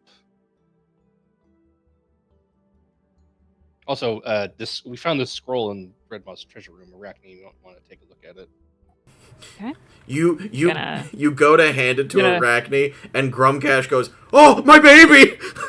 I'm like, oh, okay. I'm like, Arachne like looks at it, doesn't read it, but recognizes the handwriting. Grumcash, your baby! This is, oh my god, he had this. This is the missing copy of my thesis. Yeah, it was in his treasure room. Oh, of course it was. Yeah, fucker. I also hand Arachne that novel I found. Also, this is ooh, new book. Also, none of that is actually in my inventory or the party inventory, so I screen grabbed it. So make sure. Yes, very good. Thank you. Thank you. All right, hand off the scroll to our dearest Grimgash. Yeah. There you go. I thought it'd be funnier if I handed it to you and see what Grumgash does. Yeah. Like, so all the ley lines converge at the iris? Yes, that was the basis of my theory. Once all of the ocean currents and mana and the ley lines have all been conglomerating, essentially the iris has been acting as a giant drain, and then I think at that point Melusine says, "Yeah, that's what I've been saying. The iris is a drain straight to the hells." So it stands to reason that if there were any location in the archipelago that would be ideal for bringing an entity to this plane, it would be the iris. Correct. Which tells me one thing. Glimmer can't read.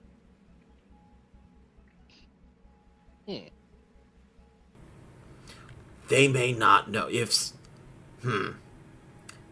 Sahissa was not that far along in her training. She may not know what... She may understand the theory, but not the practice. I can understand that. But Glimmer can't read. That's what I've learned. So we're a step ahead in terms of figuring out how to potentially thwart them. Thwarting, yes, but acting on that information is an entirely different kettle of fish. And we still don't have the powers to do so. Indeed. This is an idle thought, but makes things... It would be hilarious if we take advantage of their lack of understanding to intentionally sabotage them.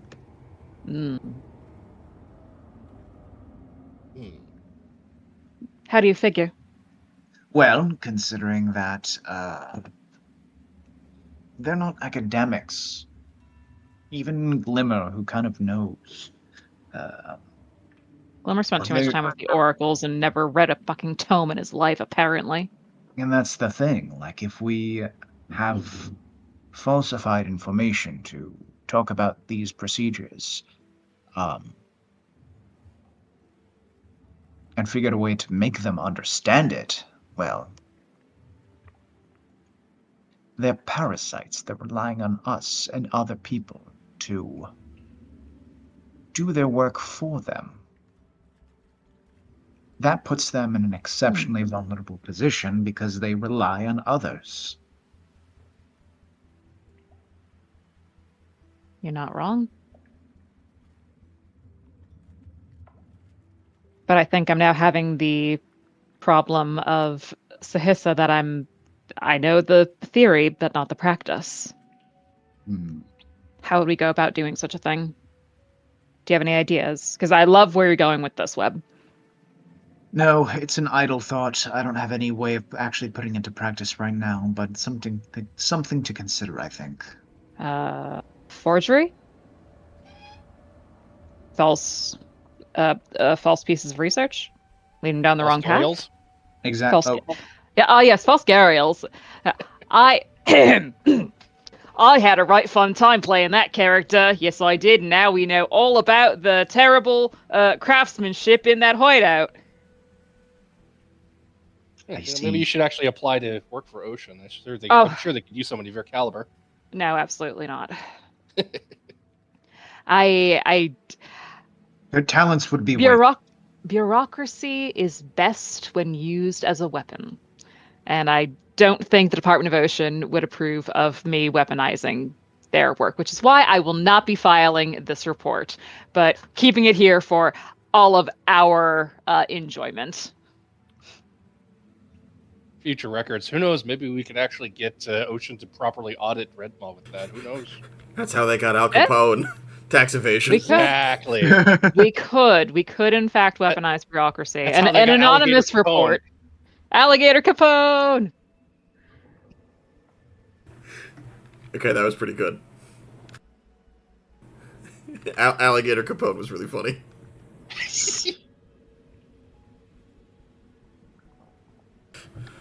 Oh, you actually wrote stuff down. Incredible. I was thoroughly preparing that I might get have to interface with Dreadmaw? And if so, I'm like, I'm writing stuff down. Exactly what I'm gonna say. Okay, Violation. You get an extra inspiration. That's incredible. Thank you. That's why my notes suck tonight, everybody. It's because I was writing that instead. No, that's valid. Renji, you turn to Amphitrite and ask your question. How are you holding up, Amphitrite? It's a lot has happened in a very short amount of time.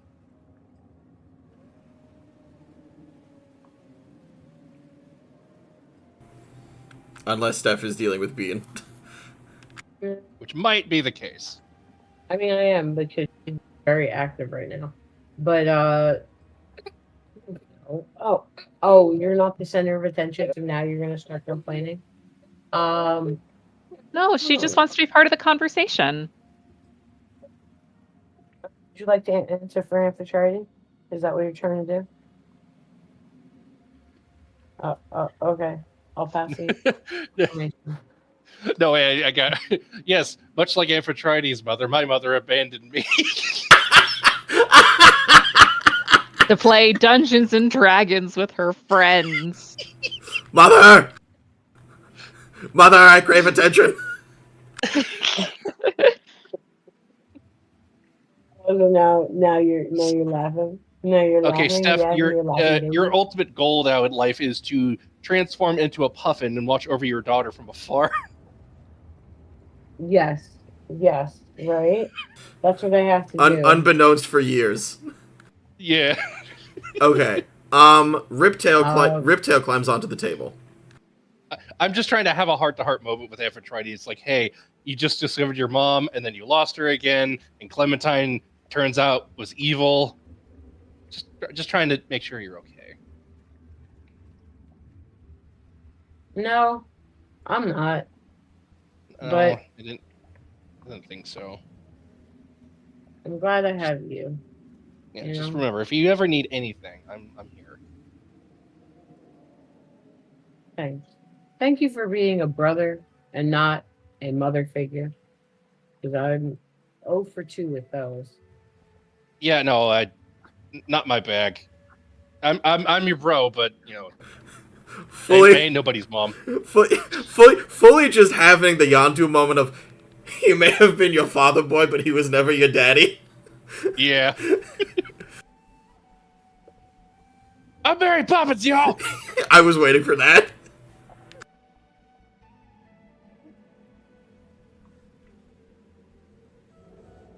Rip, would you like to say something? Oh, I was gonna say Steph is still hitting push to talk. I was waiting to see if she finished. Oh, my bad. No, you're good. Okay, Riptail climbs on the table. They have a lot of information, and they don't know what to do with it. Surreptitiously steps further away from Galen.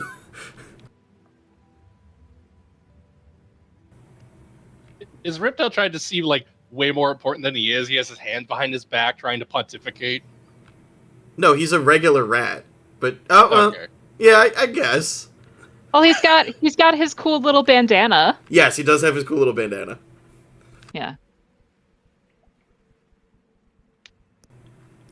They have a lot of information that they don't know what to do with. The issue is that all of them, would stab each other in the back if it meant getting ahead. Except for Narask. But I just think that's because he's so stupid. That his loyalty is unquestioned. Yeah, he just does it. He's just there.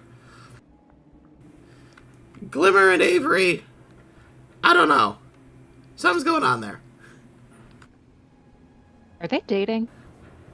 I don't know. I don't know if they're dating or if there's like a platonic bond so deep that it could be confused for two bros sitting in a hot tub 5 feet apart because they're not gay. But like, it's up there. They're actually loyal to each other. Yeah, they're actually loyal to each other. They're actually friends. Yeah. Well, hopefully Avery gets what's coming to him, having called Glimmer his friend. God knows that's a terrible road to go down. We've learned.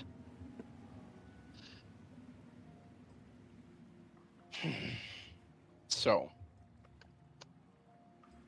we need help. We are severely lacking in material resources and manpower in order to tackle the situation. What we need then is loyalty, if that's what they're lacking.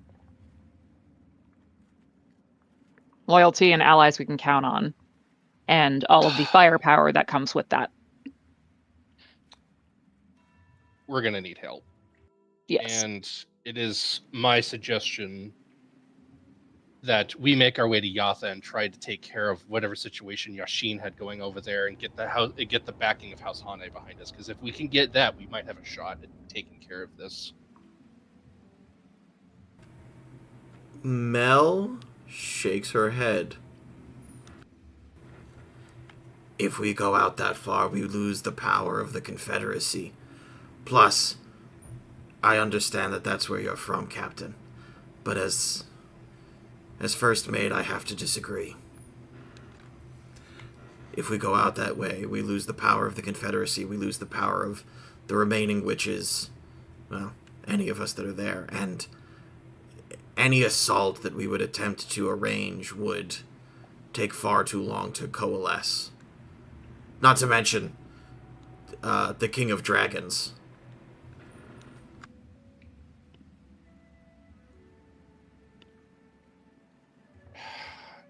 This issue affects the entire archipelago, and that includes all the native people of Yatha.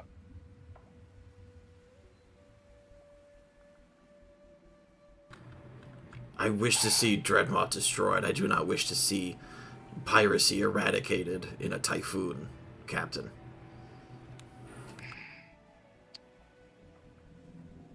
I understand the concern there, but if piracy were to be eliminated for the safety of all the people of the archipelago, and potentially, based on the scale of this, Grillonal as a whole, it might be worth the cost. I sail under your flag, Captain. Just know what we're doing before we take a step we can't take back.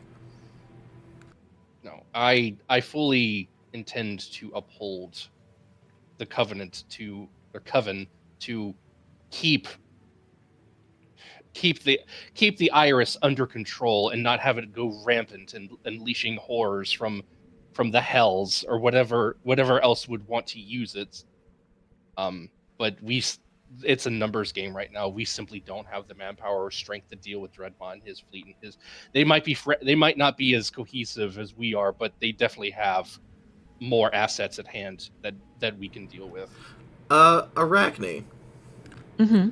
As Renji says the horrors of the hells or whatever else they might unleash, do you recall what Clementine said in our last session? Which part? Specifically, what would be unleashed if such an event were to occur?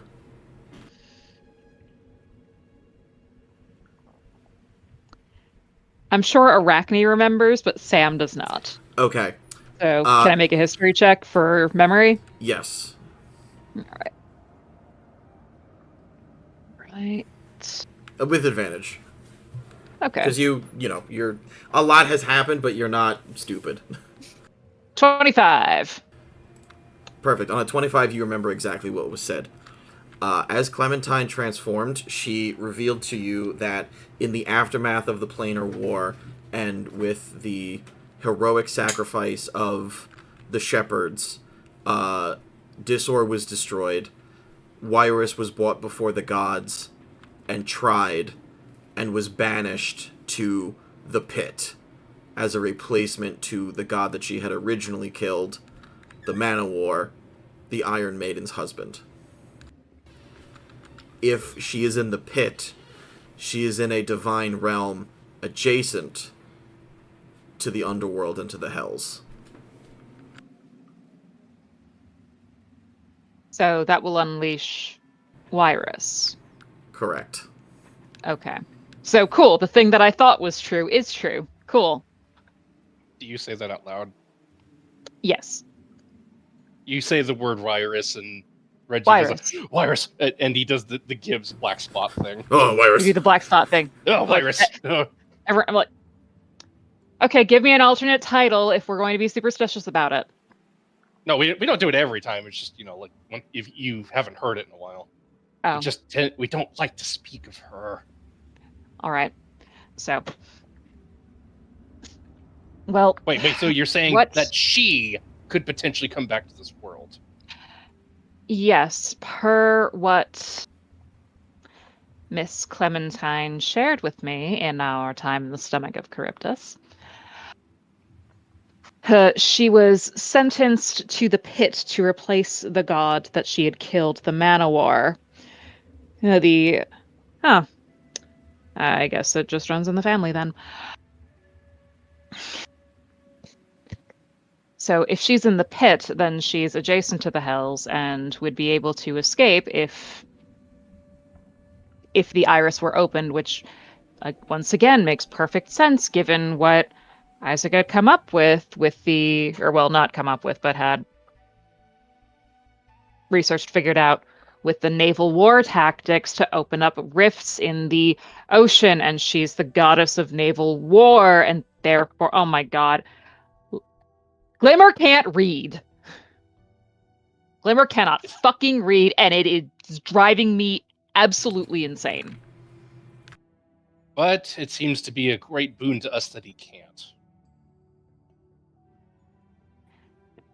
You're right. I need to take that as the blessing that it is. Still, bitch can't read. Learn to fucking read. Or don't. He can continue giving us slight advantages here and there. I'll take that as well. Sorry, it's more of a general rally against declining literacy rates in parts of Orethan. Learn to fucking read. Don't rely on the Oracle. Pick up a tome. So I'm sorry, I get very angry. go to a about this. library once in a while. Go to a library once in a while. Speaking Like, of going to a Pilgrim's library, wonderful man.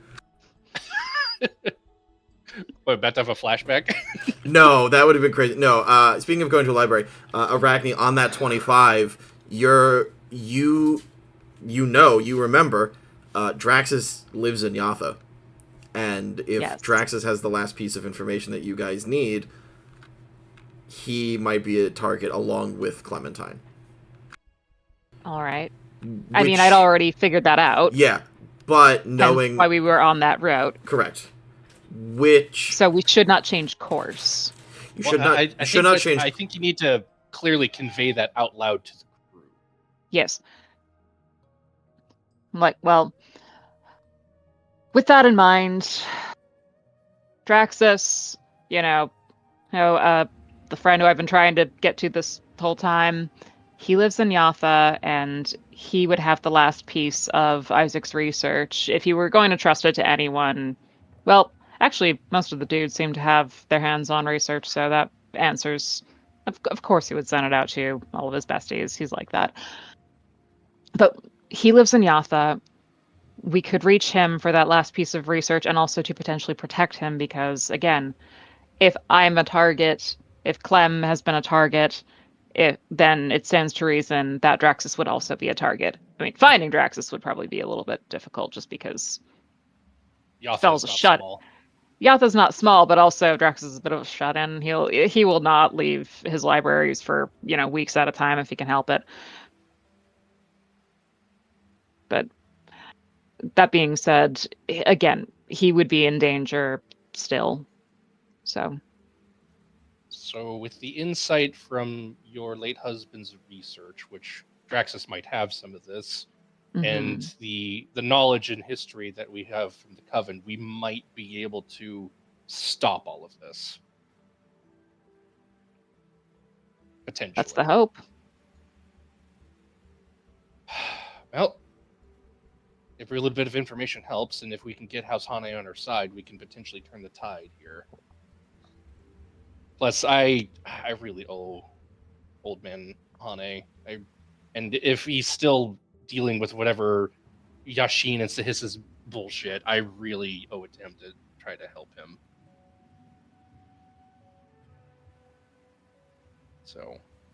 So do we know he was suffering from wet lung like Marvin?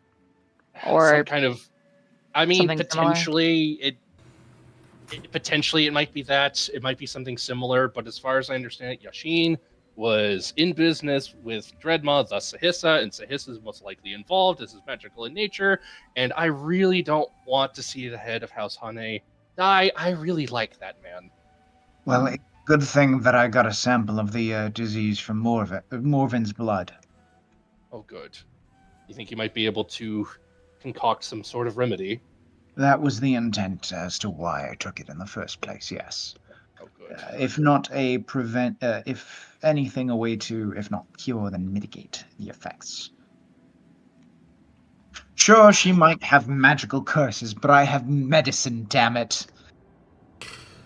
Renji reaches out a hand to, Petrus's shoulder. It's like, I'm sure you got this. I'm really excited to see what you come up with. Petrus's shoulder violently retaliates. Right, the thing. That was unnerving. Perhaps we can also get you to some of the doctors in Yatha to take a look at that. Anyway, but before I get ahead of myself, thus I will put it to a proper vote to the crew here and to you, Blood Flag, although you don't need to participate, you're your own captain. I will put it to a vote. Shall we make way for Yatha and House Hane and potentially gain the aid of House Hane and resources, manpower, and the last bit of research we need to figure out how to stop this?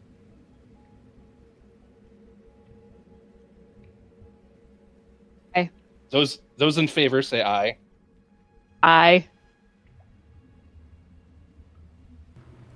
Steph is AFK, but she says aye. Say that one more time. Those in favor of heading to Yatha say aye. Oh, aye. Galen, Melusine looks at you.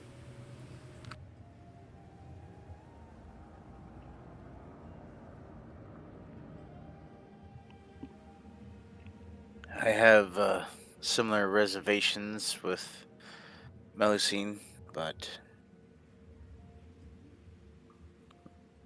let us see what favor we can squeeze out of this for the moment, so I am aye as well. I was going to make that a longer sentence, but I just said I first, because I was like, I agree, and then I was like, yeah, you know what I mean. Yes, Renji. Despite our reservations, we are with you. And Jay's like, where are we going? Yatha, Jay. Oh, Yatha. aye. Jay, could you go find and see if there's some decent beer behind the counter?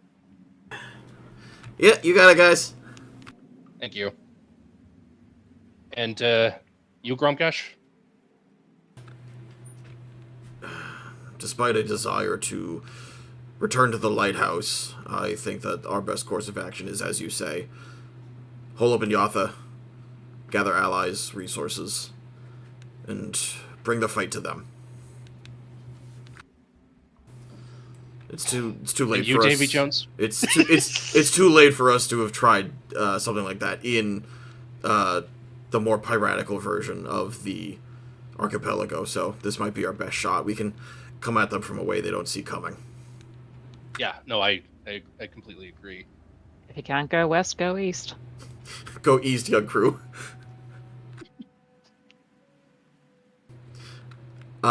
You turn, you say, and you, Davy Jones, and Davy Jones just kind of goes, Good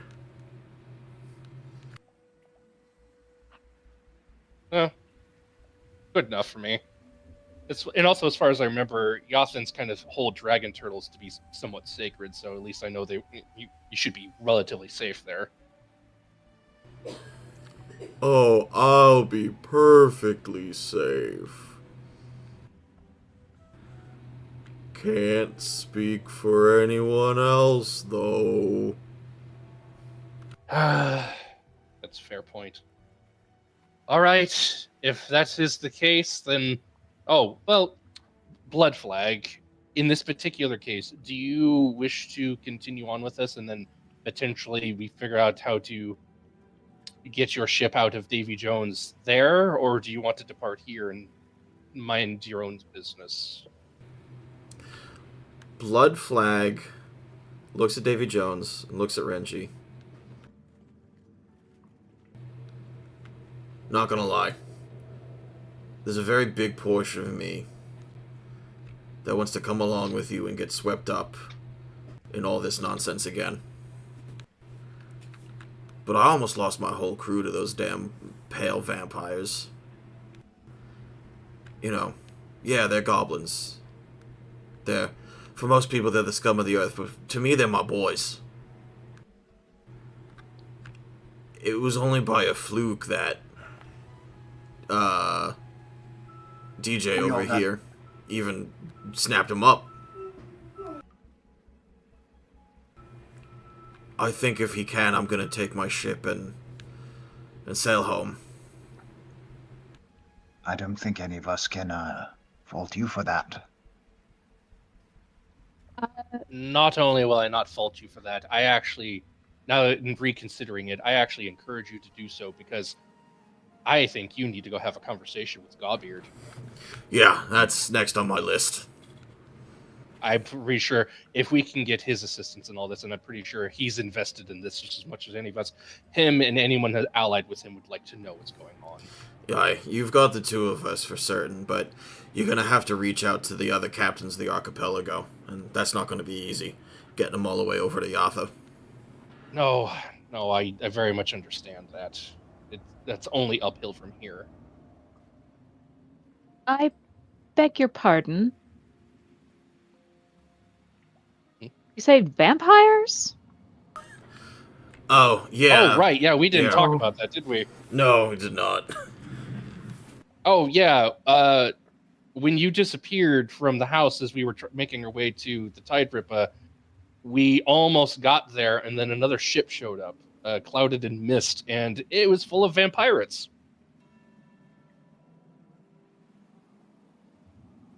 It was not I'm fun. gonna make an insight check.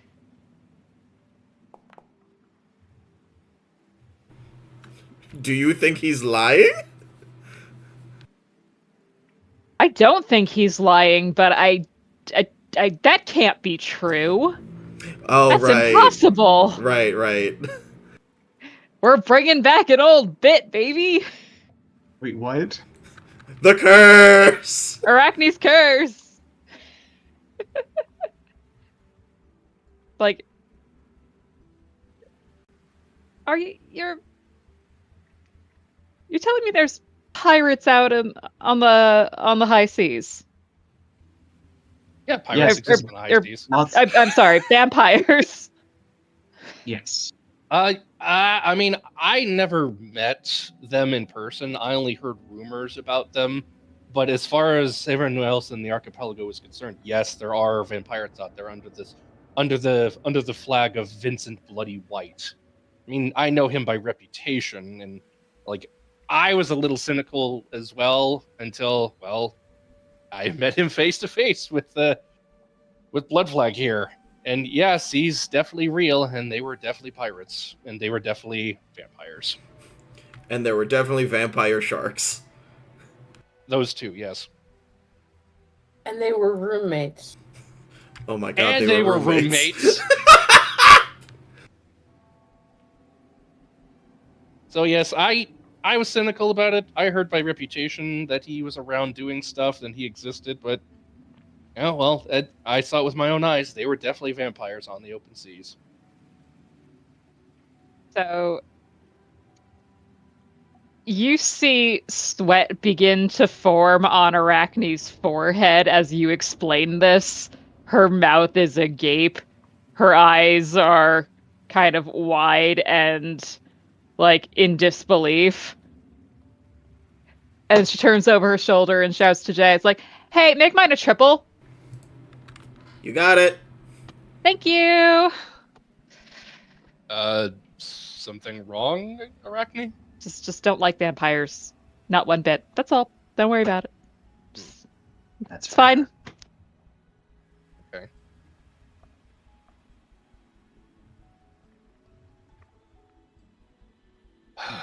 Well, with that, then I will consider this crew meeting adjourned. Master Davy Jones, if you would kindly head us to Yatha. Aye, aye, Captain. And the psychic projection of Davy Jones fades as you hear a rumbling, literally a rumbling in the gut as the massive form of Davy Jones turns. That is going to take some getting used to. Well, what you're hearing and seeing is essentially a psychic projection that Davy Jones uses to talk to you guys while you're inside him. Because when you're outside him, it's just straight telepathy. No, I know. It's just like Renji is like kind of like mumbling to himself, like, that is going to take some getting used to. Anyway, let's go ahead and we're going to end our session in a moment, but first, we're going to make a decision. Do we become Pokemon masters in Yatha? Oh shit, hold on. Why is he not giving off light? Voyage actions and Yay. potentially level up. Level up after the session, but yes. Oh, hold on. I think I have to give everybody ownership of this token. God damn it. Yeah.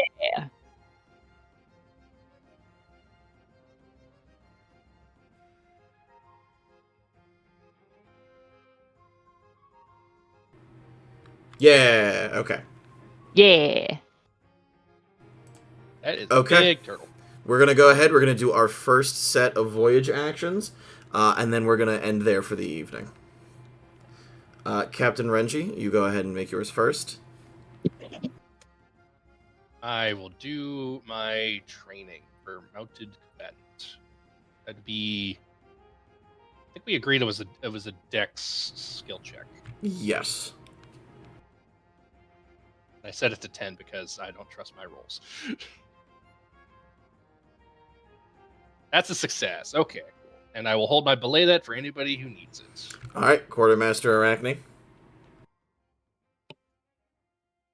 All right, going to go for the renown. Or no, I can't do the renown track because I'm. Oh wait, no, we can. We just can't add the ship's die to it. That is correct. All right, then I'm going to make a renown check for reputation. Or pardon me, no, I'm sorry. Diplomacy. Okay, yeah. Let's see. Charisma. Charisma. Does it matter what skill? Does not. Could be straight charisma, could be any of your skills. All right, I'll go for persuasion. Okay, go ahead. All right. 26. That is a natural That is 20. That is a natural 20. All right. And what I was going to do was send basically a small care package with rations and supplies to Talara to thank her for helping us. On a nat 20, Talara swims into DJ's mouth. Oh. I'm like, glad to see you here and well and alive. This is what I really look like. Oh, it's much better. Appreciate that. Yeah. Listen, I don't know. This is the weirdest ship I've ever sailed on. But I didn't fight my way up from a galley rat to not, serve on a ship.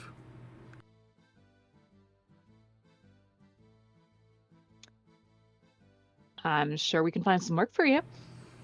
I was mate aboard my old ship, but I'll do whatever you need at this point. All right. Glad to hear it. Glad to have you aboard. Yeah. Renji, you've met Talara. Captain, she salutes. Actually, she wouldn't know that I'm captain yet. That hasn't been a formal Like- introduction. It's like Your hat She, is talking. yeah. What? You don't have a talking hat? No. Yes, I am Renji, captain of this crew, except for Blood Flag and his crew. He's a separate captain. Blood Flag is making preparations in the other belly of the beast to leave, but Yeah. yes. All right. Well, I'm here to work. You guys got me out of a jam, and I'm ready to assist. Yes, I'm sure we can find some work for you. Right. Okay. You Yeah. have your first NPC officer, or Yes. first new NPC officer. Yeah. Yes, Quartermaster Rachni. If you would find work for them, that'd be much appreciated. Certainly. So yeah, there is now an interview process to find the job that she would be best at. We'll edit that one in post. Wow, I really thought that OSHA stuff was fake, but no, you just really like taking notes. I'm like, yeah, I'm a journalist. That's my real Oh, job. okay. No, it's like, I love it. I wrote a book on the Planar War. It's a whole thing. Okay. Anyway, Second move from you. let's see.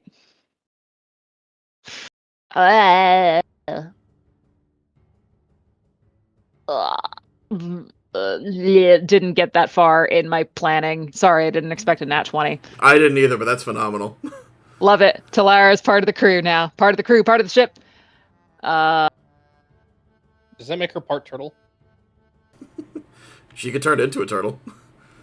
Yeah, she can be when she wants to be. Sorry, All Amp right, didn't chime in there with that joke, so I had to do it. Let's go to raise morale. Once again, gonna make that persuasion. Roll it normal.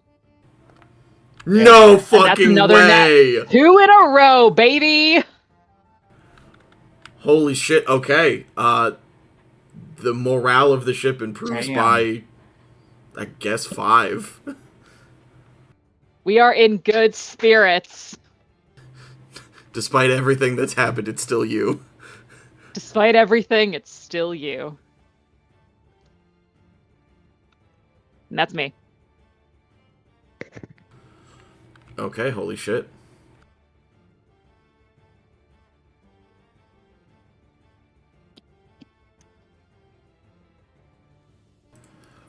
Alright, next up is our bosun, Amphitrite. She's probably doing stuff. Okay. Alright, she's coming. She's tending to the bean garden. Correct, yes. The bean pole. The bean sprout. Bean is on the floor in the dining room because the floor is better than putting her anywhere else.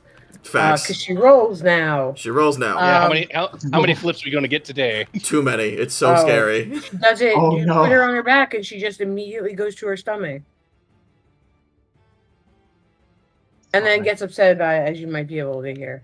So I want to roll for my track, the feed I'm going for. What am I rolling for that? I believe we said strength or constitution.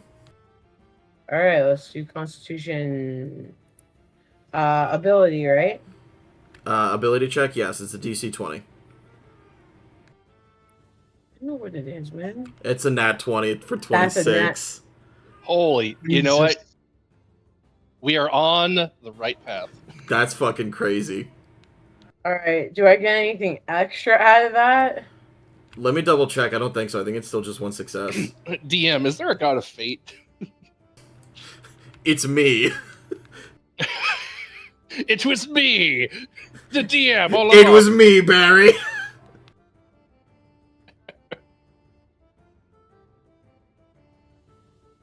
And then can I go fishing?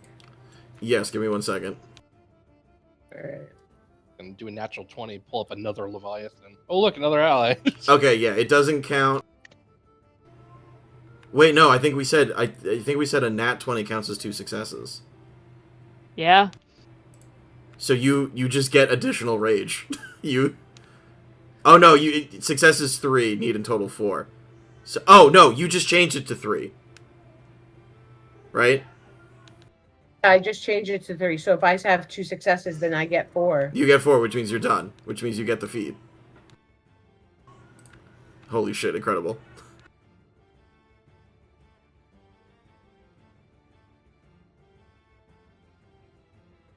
All right, I rolled a 12. Well, I rolled a 7, Yes. but I got 12. No, that's very good. Okay. Let me add this back to you. Or I'll do that in a second. Okay, perfect. Okay, now you can rage 4 times per day. That's wild. Damn. And not even a barbarian. I mean, it's the same thing as Arachne. I think we're a rogue now. Yeah, Arachne. We're definitely not. Amphitrite. Amphitrite has a lot to be angry at right now, so it makes sense. No, 100%. That was actually perfect. Okay.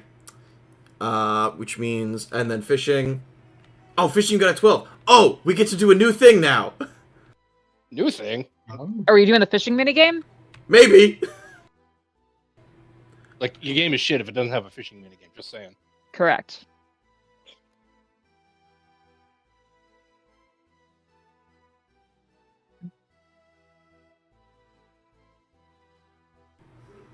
There's a Oh, fishing boy. minigame? Oh, okay. Wait, Let's wait. see. So how do I do this? I'm What do I do? gonna roll on this table, and we're gonna see what you catch. Junk. Aw. Oh. Oh, yeah, while we're out here, I'm casting a ritual identify on all the loot we got. Okay, cool. Did you post those screenshots? Oh, no, I'll. Where do you want me to post them? Items and loot? Items and loot, please. Thank you.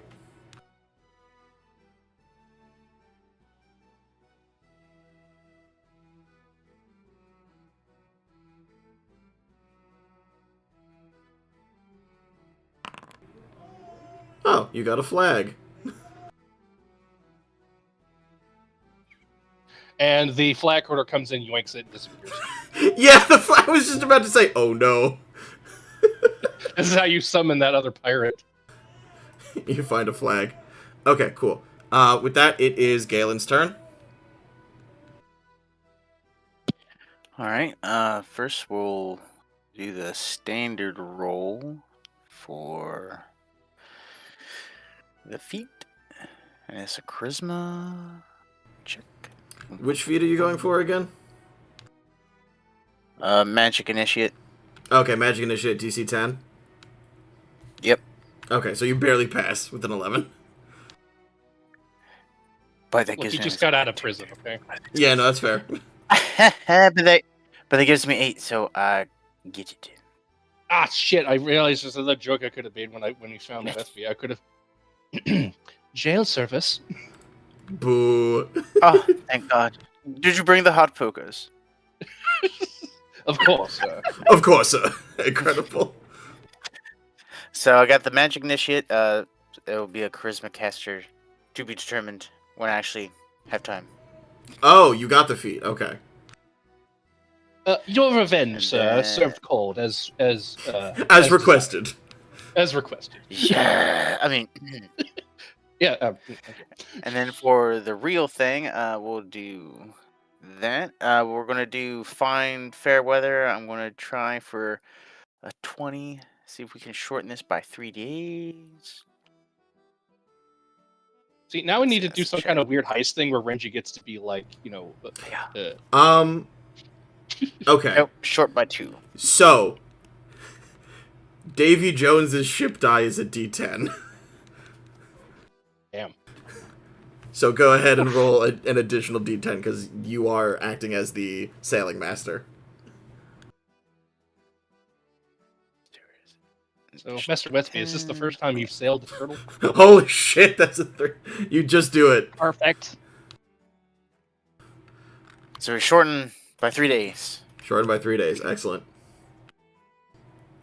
Okay, and last Mr. but not Westby, you seem a natural at sailing a turtle. last but not least is Petrus. I use hairs from my Okay. back. I don't know what I'm going to be doing for my second action. Probably finding the weather thing again. Or find fair weather since it's a nature check. Actually, you know what? I'm going to do that one first. Let me double check. I believe because it's already been done, you cannot select the same option. Oh, sorry, I didn't. I thought he was doing the No, he did find fair weather, not plot a course. Oh, my bad. All good.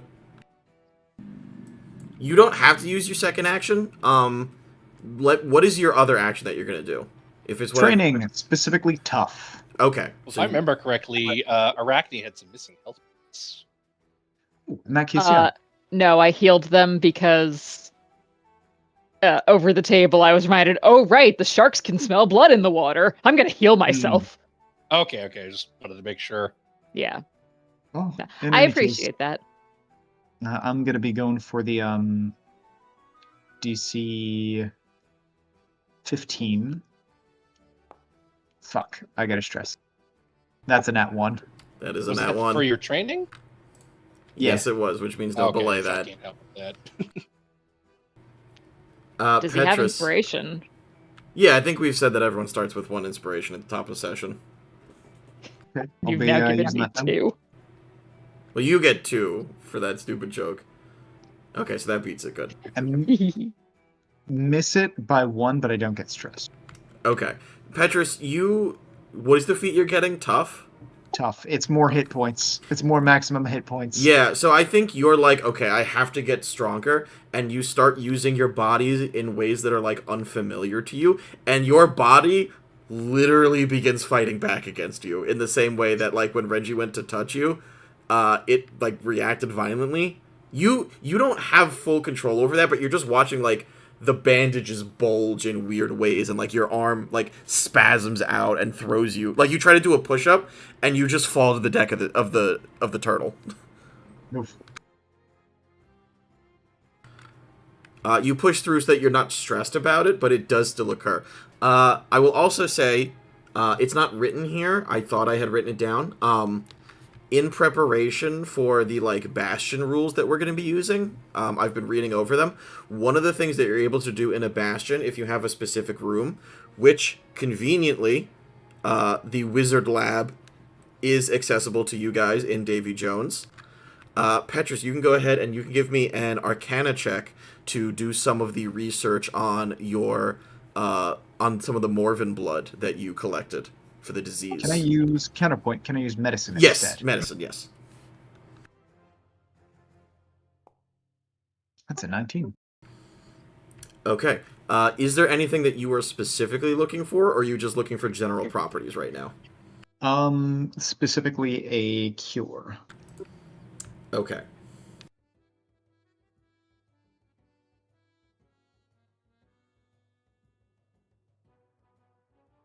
I guess by figuring out the cure, that would be how the disease itself propagates and how it's different from a normal case of it. Okay. Wet lung normally is highly contagious, known for sweeping through ships and port towns alike, claiming the young and elderly before moving on. While in the grips of the disease, the infected develop a wet cough that further spreads the disease, though it spreads equally well through infected water supplies. Let me double check to make sure I can do this.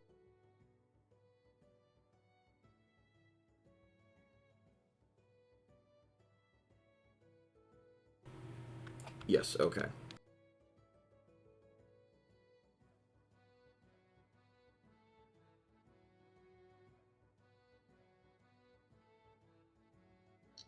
Okay.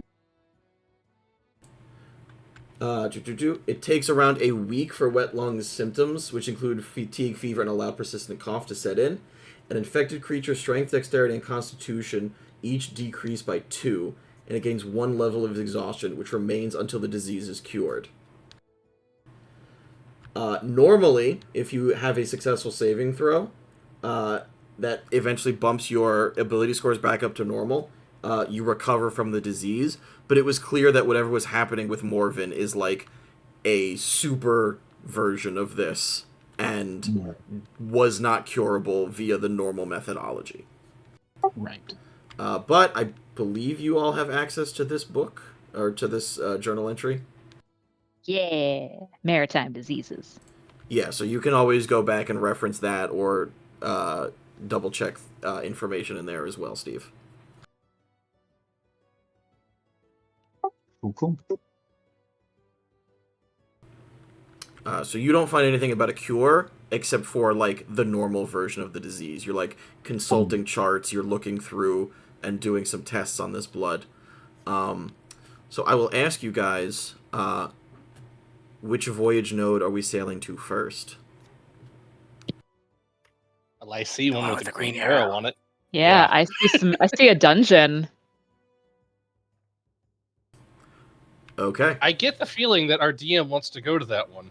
Well, what makes you say that? I wonder. Dungeon. Where's our lock on it? Oh, It cannot be can't changed. move or replace. Okay. Can't change it. Okay. You guys begin sailing, and as the first couple of days pass uneventfully, and then, Galen, I need you to make me an Arcana check.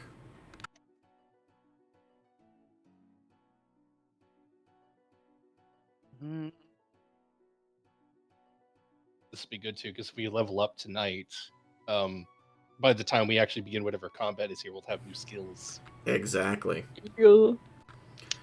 Galen, on a 13, you and Melusine look at each other and look down into the waters as you can see the souls of the dead lying on their backs, being dragged around in the current forward until suddenly they get sucked under as an unknown force diverts them away from their intended passage.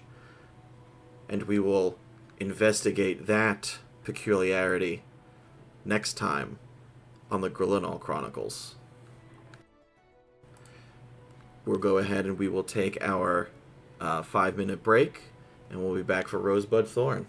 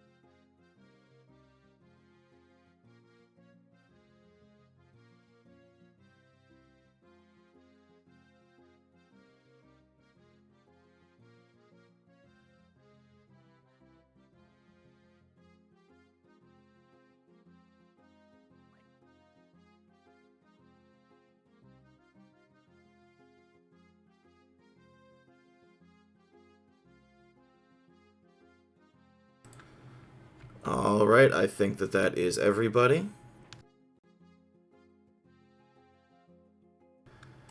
So let's go ahead and start this evening. Who is first? Steph. It is I Steph. believe that's me, yeah. This was a cool session. We learned some stuff. We got to see the inner workings of DJ, which is cool.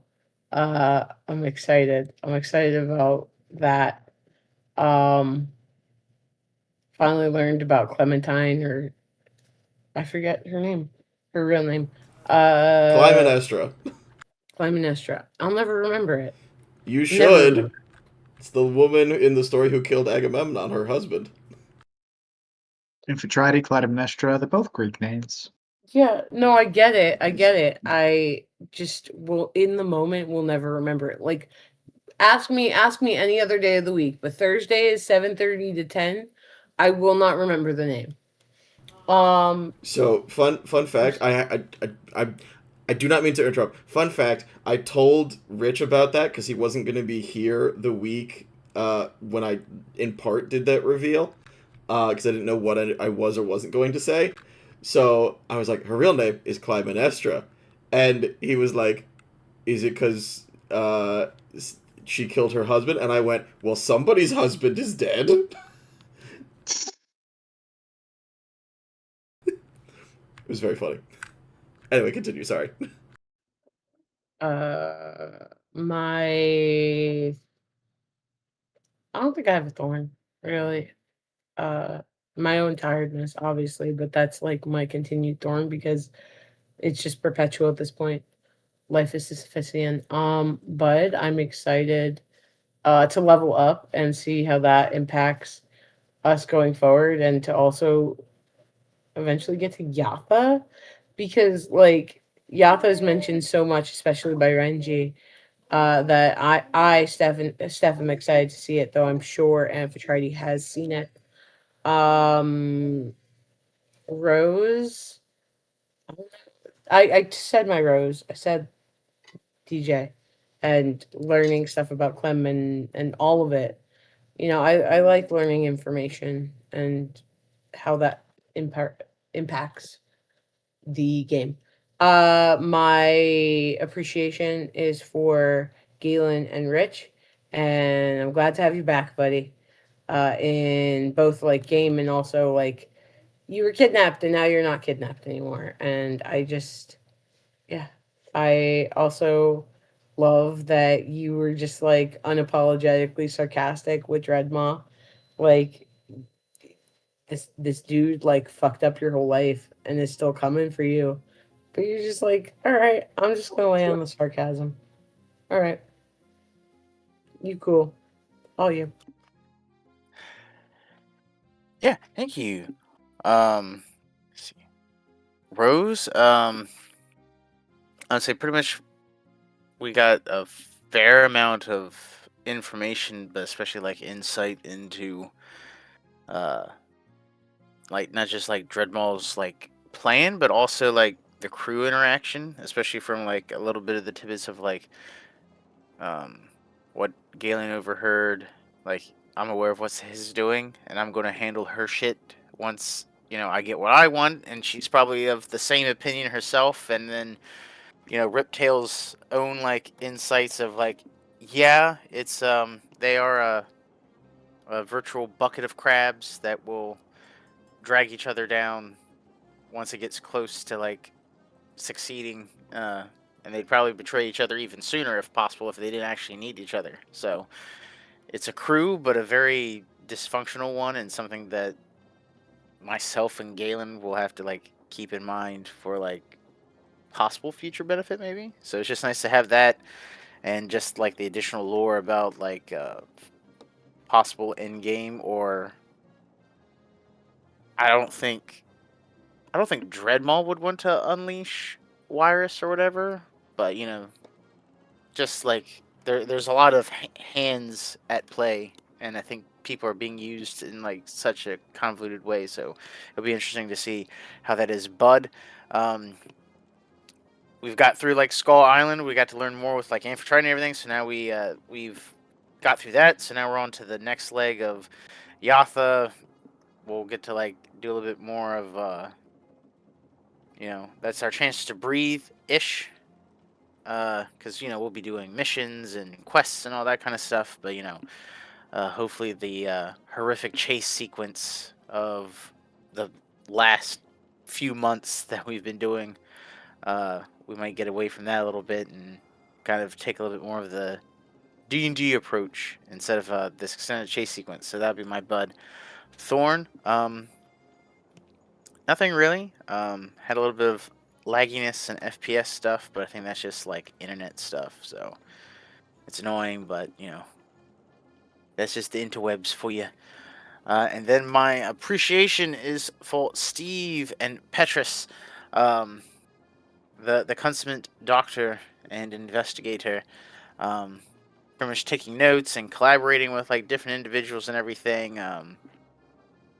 Pretty much talking about how, I saved that blood vial just because, and that sample just because, one, his own research purposes and his own little research bug that he has, but also like thinking ahead of like, I'm aware that there, we have the leader of House Hane has like a disease. Morven seem to have had a very similar one, so let's have this and maybe I can find some kind of relief, if a cure, but some form of relief or aid to like lessen the symptoms and perhaps allow him to like take the reins of his house again to like owe us a favor or at least give us some protection while we're in Yatha and everything. Is always good to have that, and figuring out, hey, it's an anti-magic field. We can just like walk through this, the entire time. It's a prison of your own mind. So that's just hilarious with that. And I kept seeing like little concoction type things popping up, and I was just reading those. So I'm just like very interested to see like some more combat sequences and some more like maybe out of combat RP stuff of like these different like little mutations and stuff that's going on with Petrus. I just find that fascinating just because I love lore, and also I love mechanics of like all of my different little player people. So just interesting to see all that stuff that as it plays out, and that's it for me. Alrighty, well, yeah, I'm gonna start with my thorn. I've just been very out of it tonight. Just you started the kind of the session with finding yet another rejected job application, so that kind of brought things down a bit for the most of the night. And I felt like I was not whole assing the just being in character and stuff for now, but that is the state of our economy in this day and moment.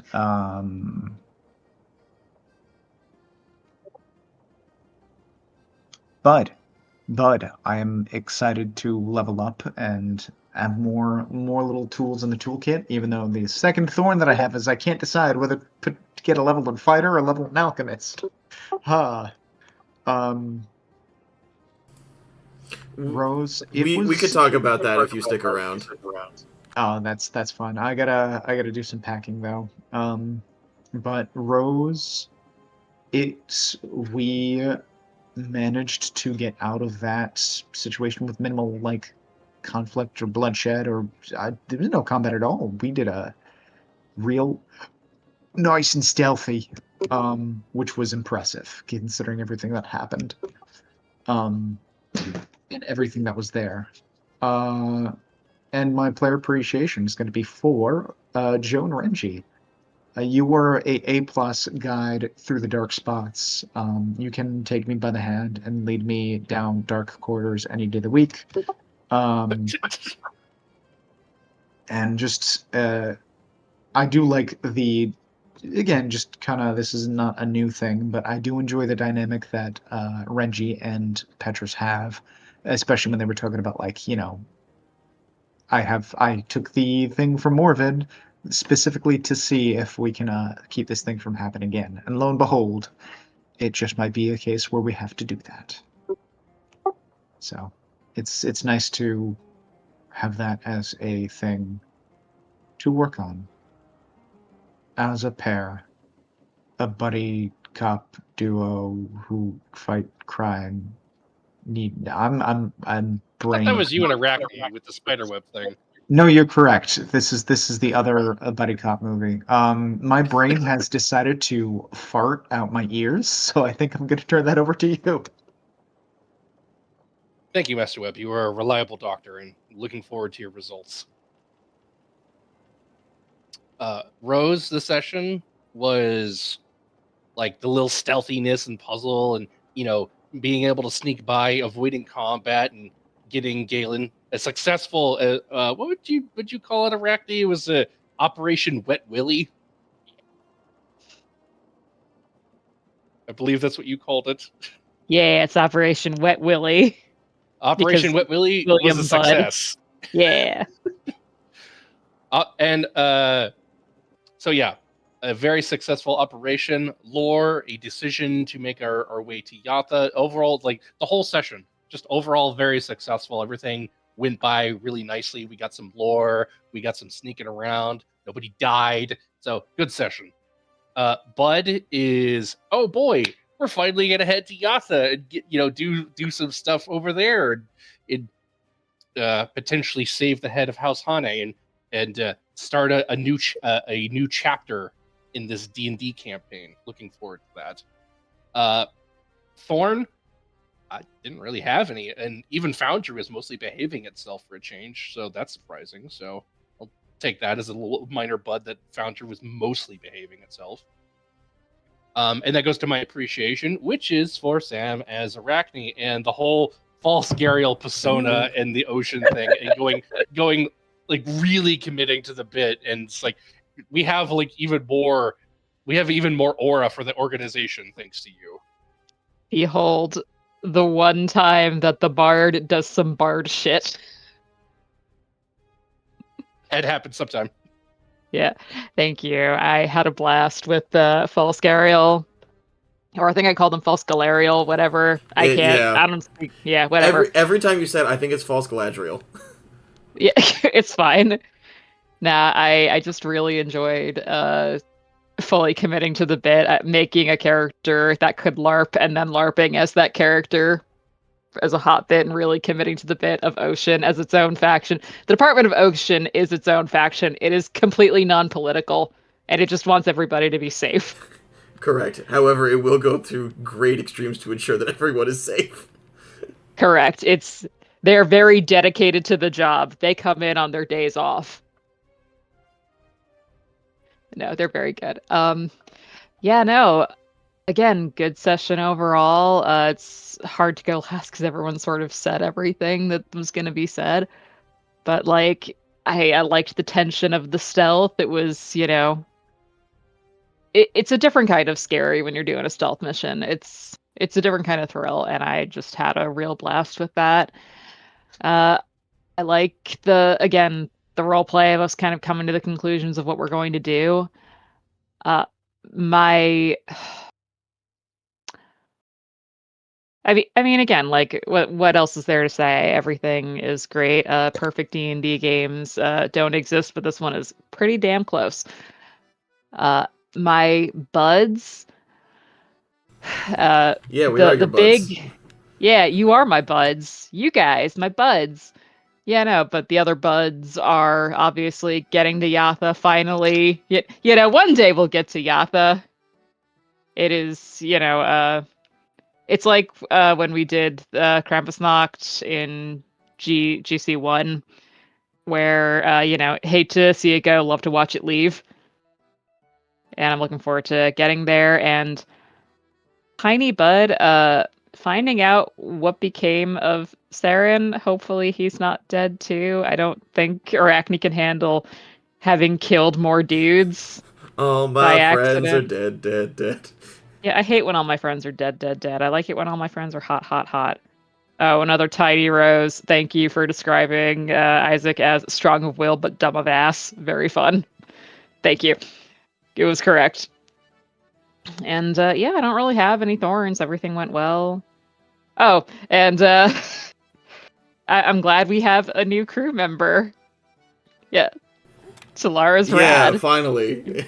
I was Finally, we have. I was waiting for you guys to pick up an officer at some point, and even though that's not the move that you would use because the recruit option is a different option, I was like, this is too good to pass up. Yes, I know, Bean. I'm sorry. I'm feeding you now. Yeah, I'll take. Listen, I don't know what we should be using. I'm just like, look, I saw a potential ally, and I'm like, oh, never mind, a potential officer, a homie. It's very good. And my appreciation this evening is for Steph and Amphitrite. And I just really feel for what she's going through right now. Like it's that you know how like you grow up and you have to unlearn some of the things that you assume to be true, whether or not it was conscious or not. I feel like that's part of what Amp is going through right now. It's the, well, my one mother figure, you know, was not a very good person, and the mother figure I thought abandoned me didn't actually abandon me, but wasn't doing a mom job. And that's just really rough. And like, Amp needs a hug. I don't think it would fix her, but I think she should have a hug. And I just like Steph as a person because she's good. I love you, Steph. I miss you. I love and miss you too. More camera of you with Bean on these days that we play. That's my request. Oh, okay. I'm like, oh, friend. God. Sorry, I'm tired and silly now. She wanted to be a part of it today. She really wanted to be a part of it. She was trying to grab at things. All right. Well, that's me. I'm done. Oh, and one more thing for Rich. I love the why can't I just die? That was hilarious. Okay, I do still have Bean. She is eating. Maybe. Rose. Nope, Bean. Don't cry. Thorn. No thorns. Which is great. I fucking loved everything that happened. Bud. I gotta say, my Bud, this is a weird one. I love playing Davy Jones. Because conceptually the concept of, like, what everybody is seeing at face value is this nice old turtle man. What actually is happening is he's the most dangerous animal in the entire ocean that you guys have encountered so far. And he's, like, the thing you are living in is really funny as a concept to me. I'm also going to look more into the Bastion rooms so that you guys will actually get some Bastion moves as well that you can perform while at sea. Not all the time, but probably infrequently. And then Rose, I think overall it was just this session. I got to play a wide variety of NPCs, I got to perform a wide variety of actions, and there were some genuine moments of tension that everyone has, like, briefly talked about, but I think, in particular, my favorite was Narask and Whitemaw diving and swimming right next to Amphitrite, and Amphitrite not being noticed, to hear that conversation. I really enjoyed that. I think that was a moment of genuine terror, because I'm like, oh, this could be a reverse barrel situation, and everyone could die, like, right here. Like, it was low. The chances are low, but never zero. So, it is, as always, an honor and a privilege to be your DM. If you would like to stick around, I'll be helping people level up their characters, if that's something you'd like to do now. Otherwise, just make sure that we do it before next session. And with that, thank you all for joining us this evening, and I hope to see you all next week. Have a good night, guys. Good night. Good night.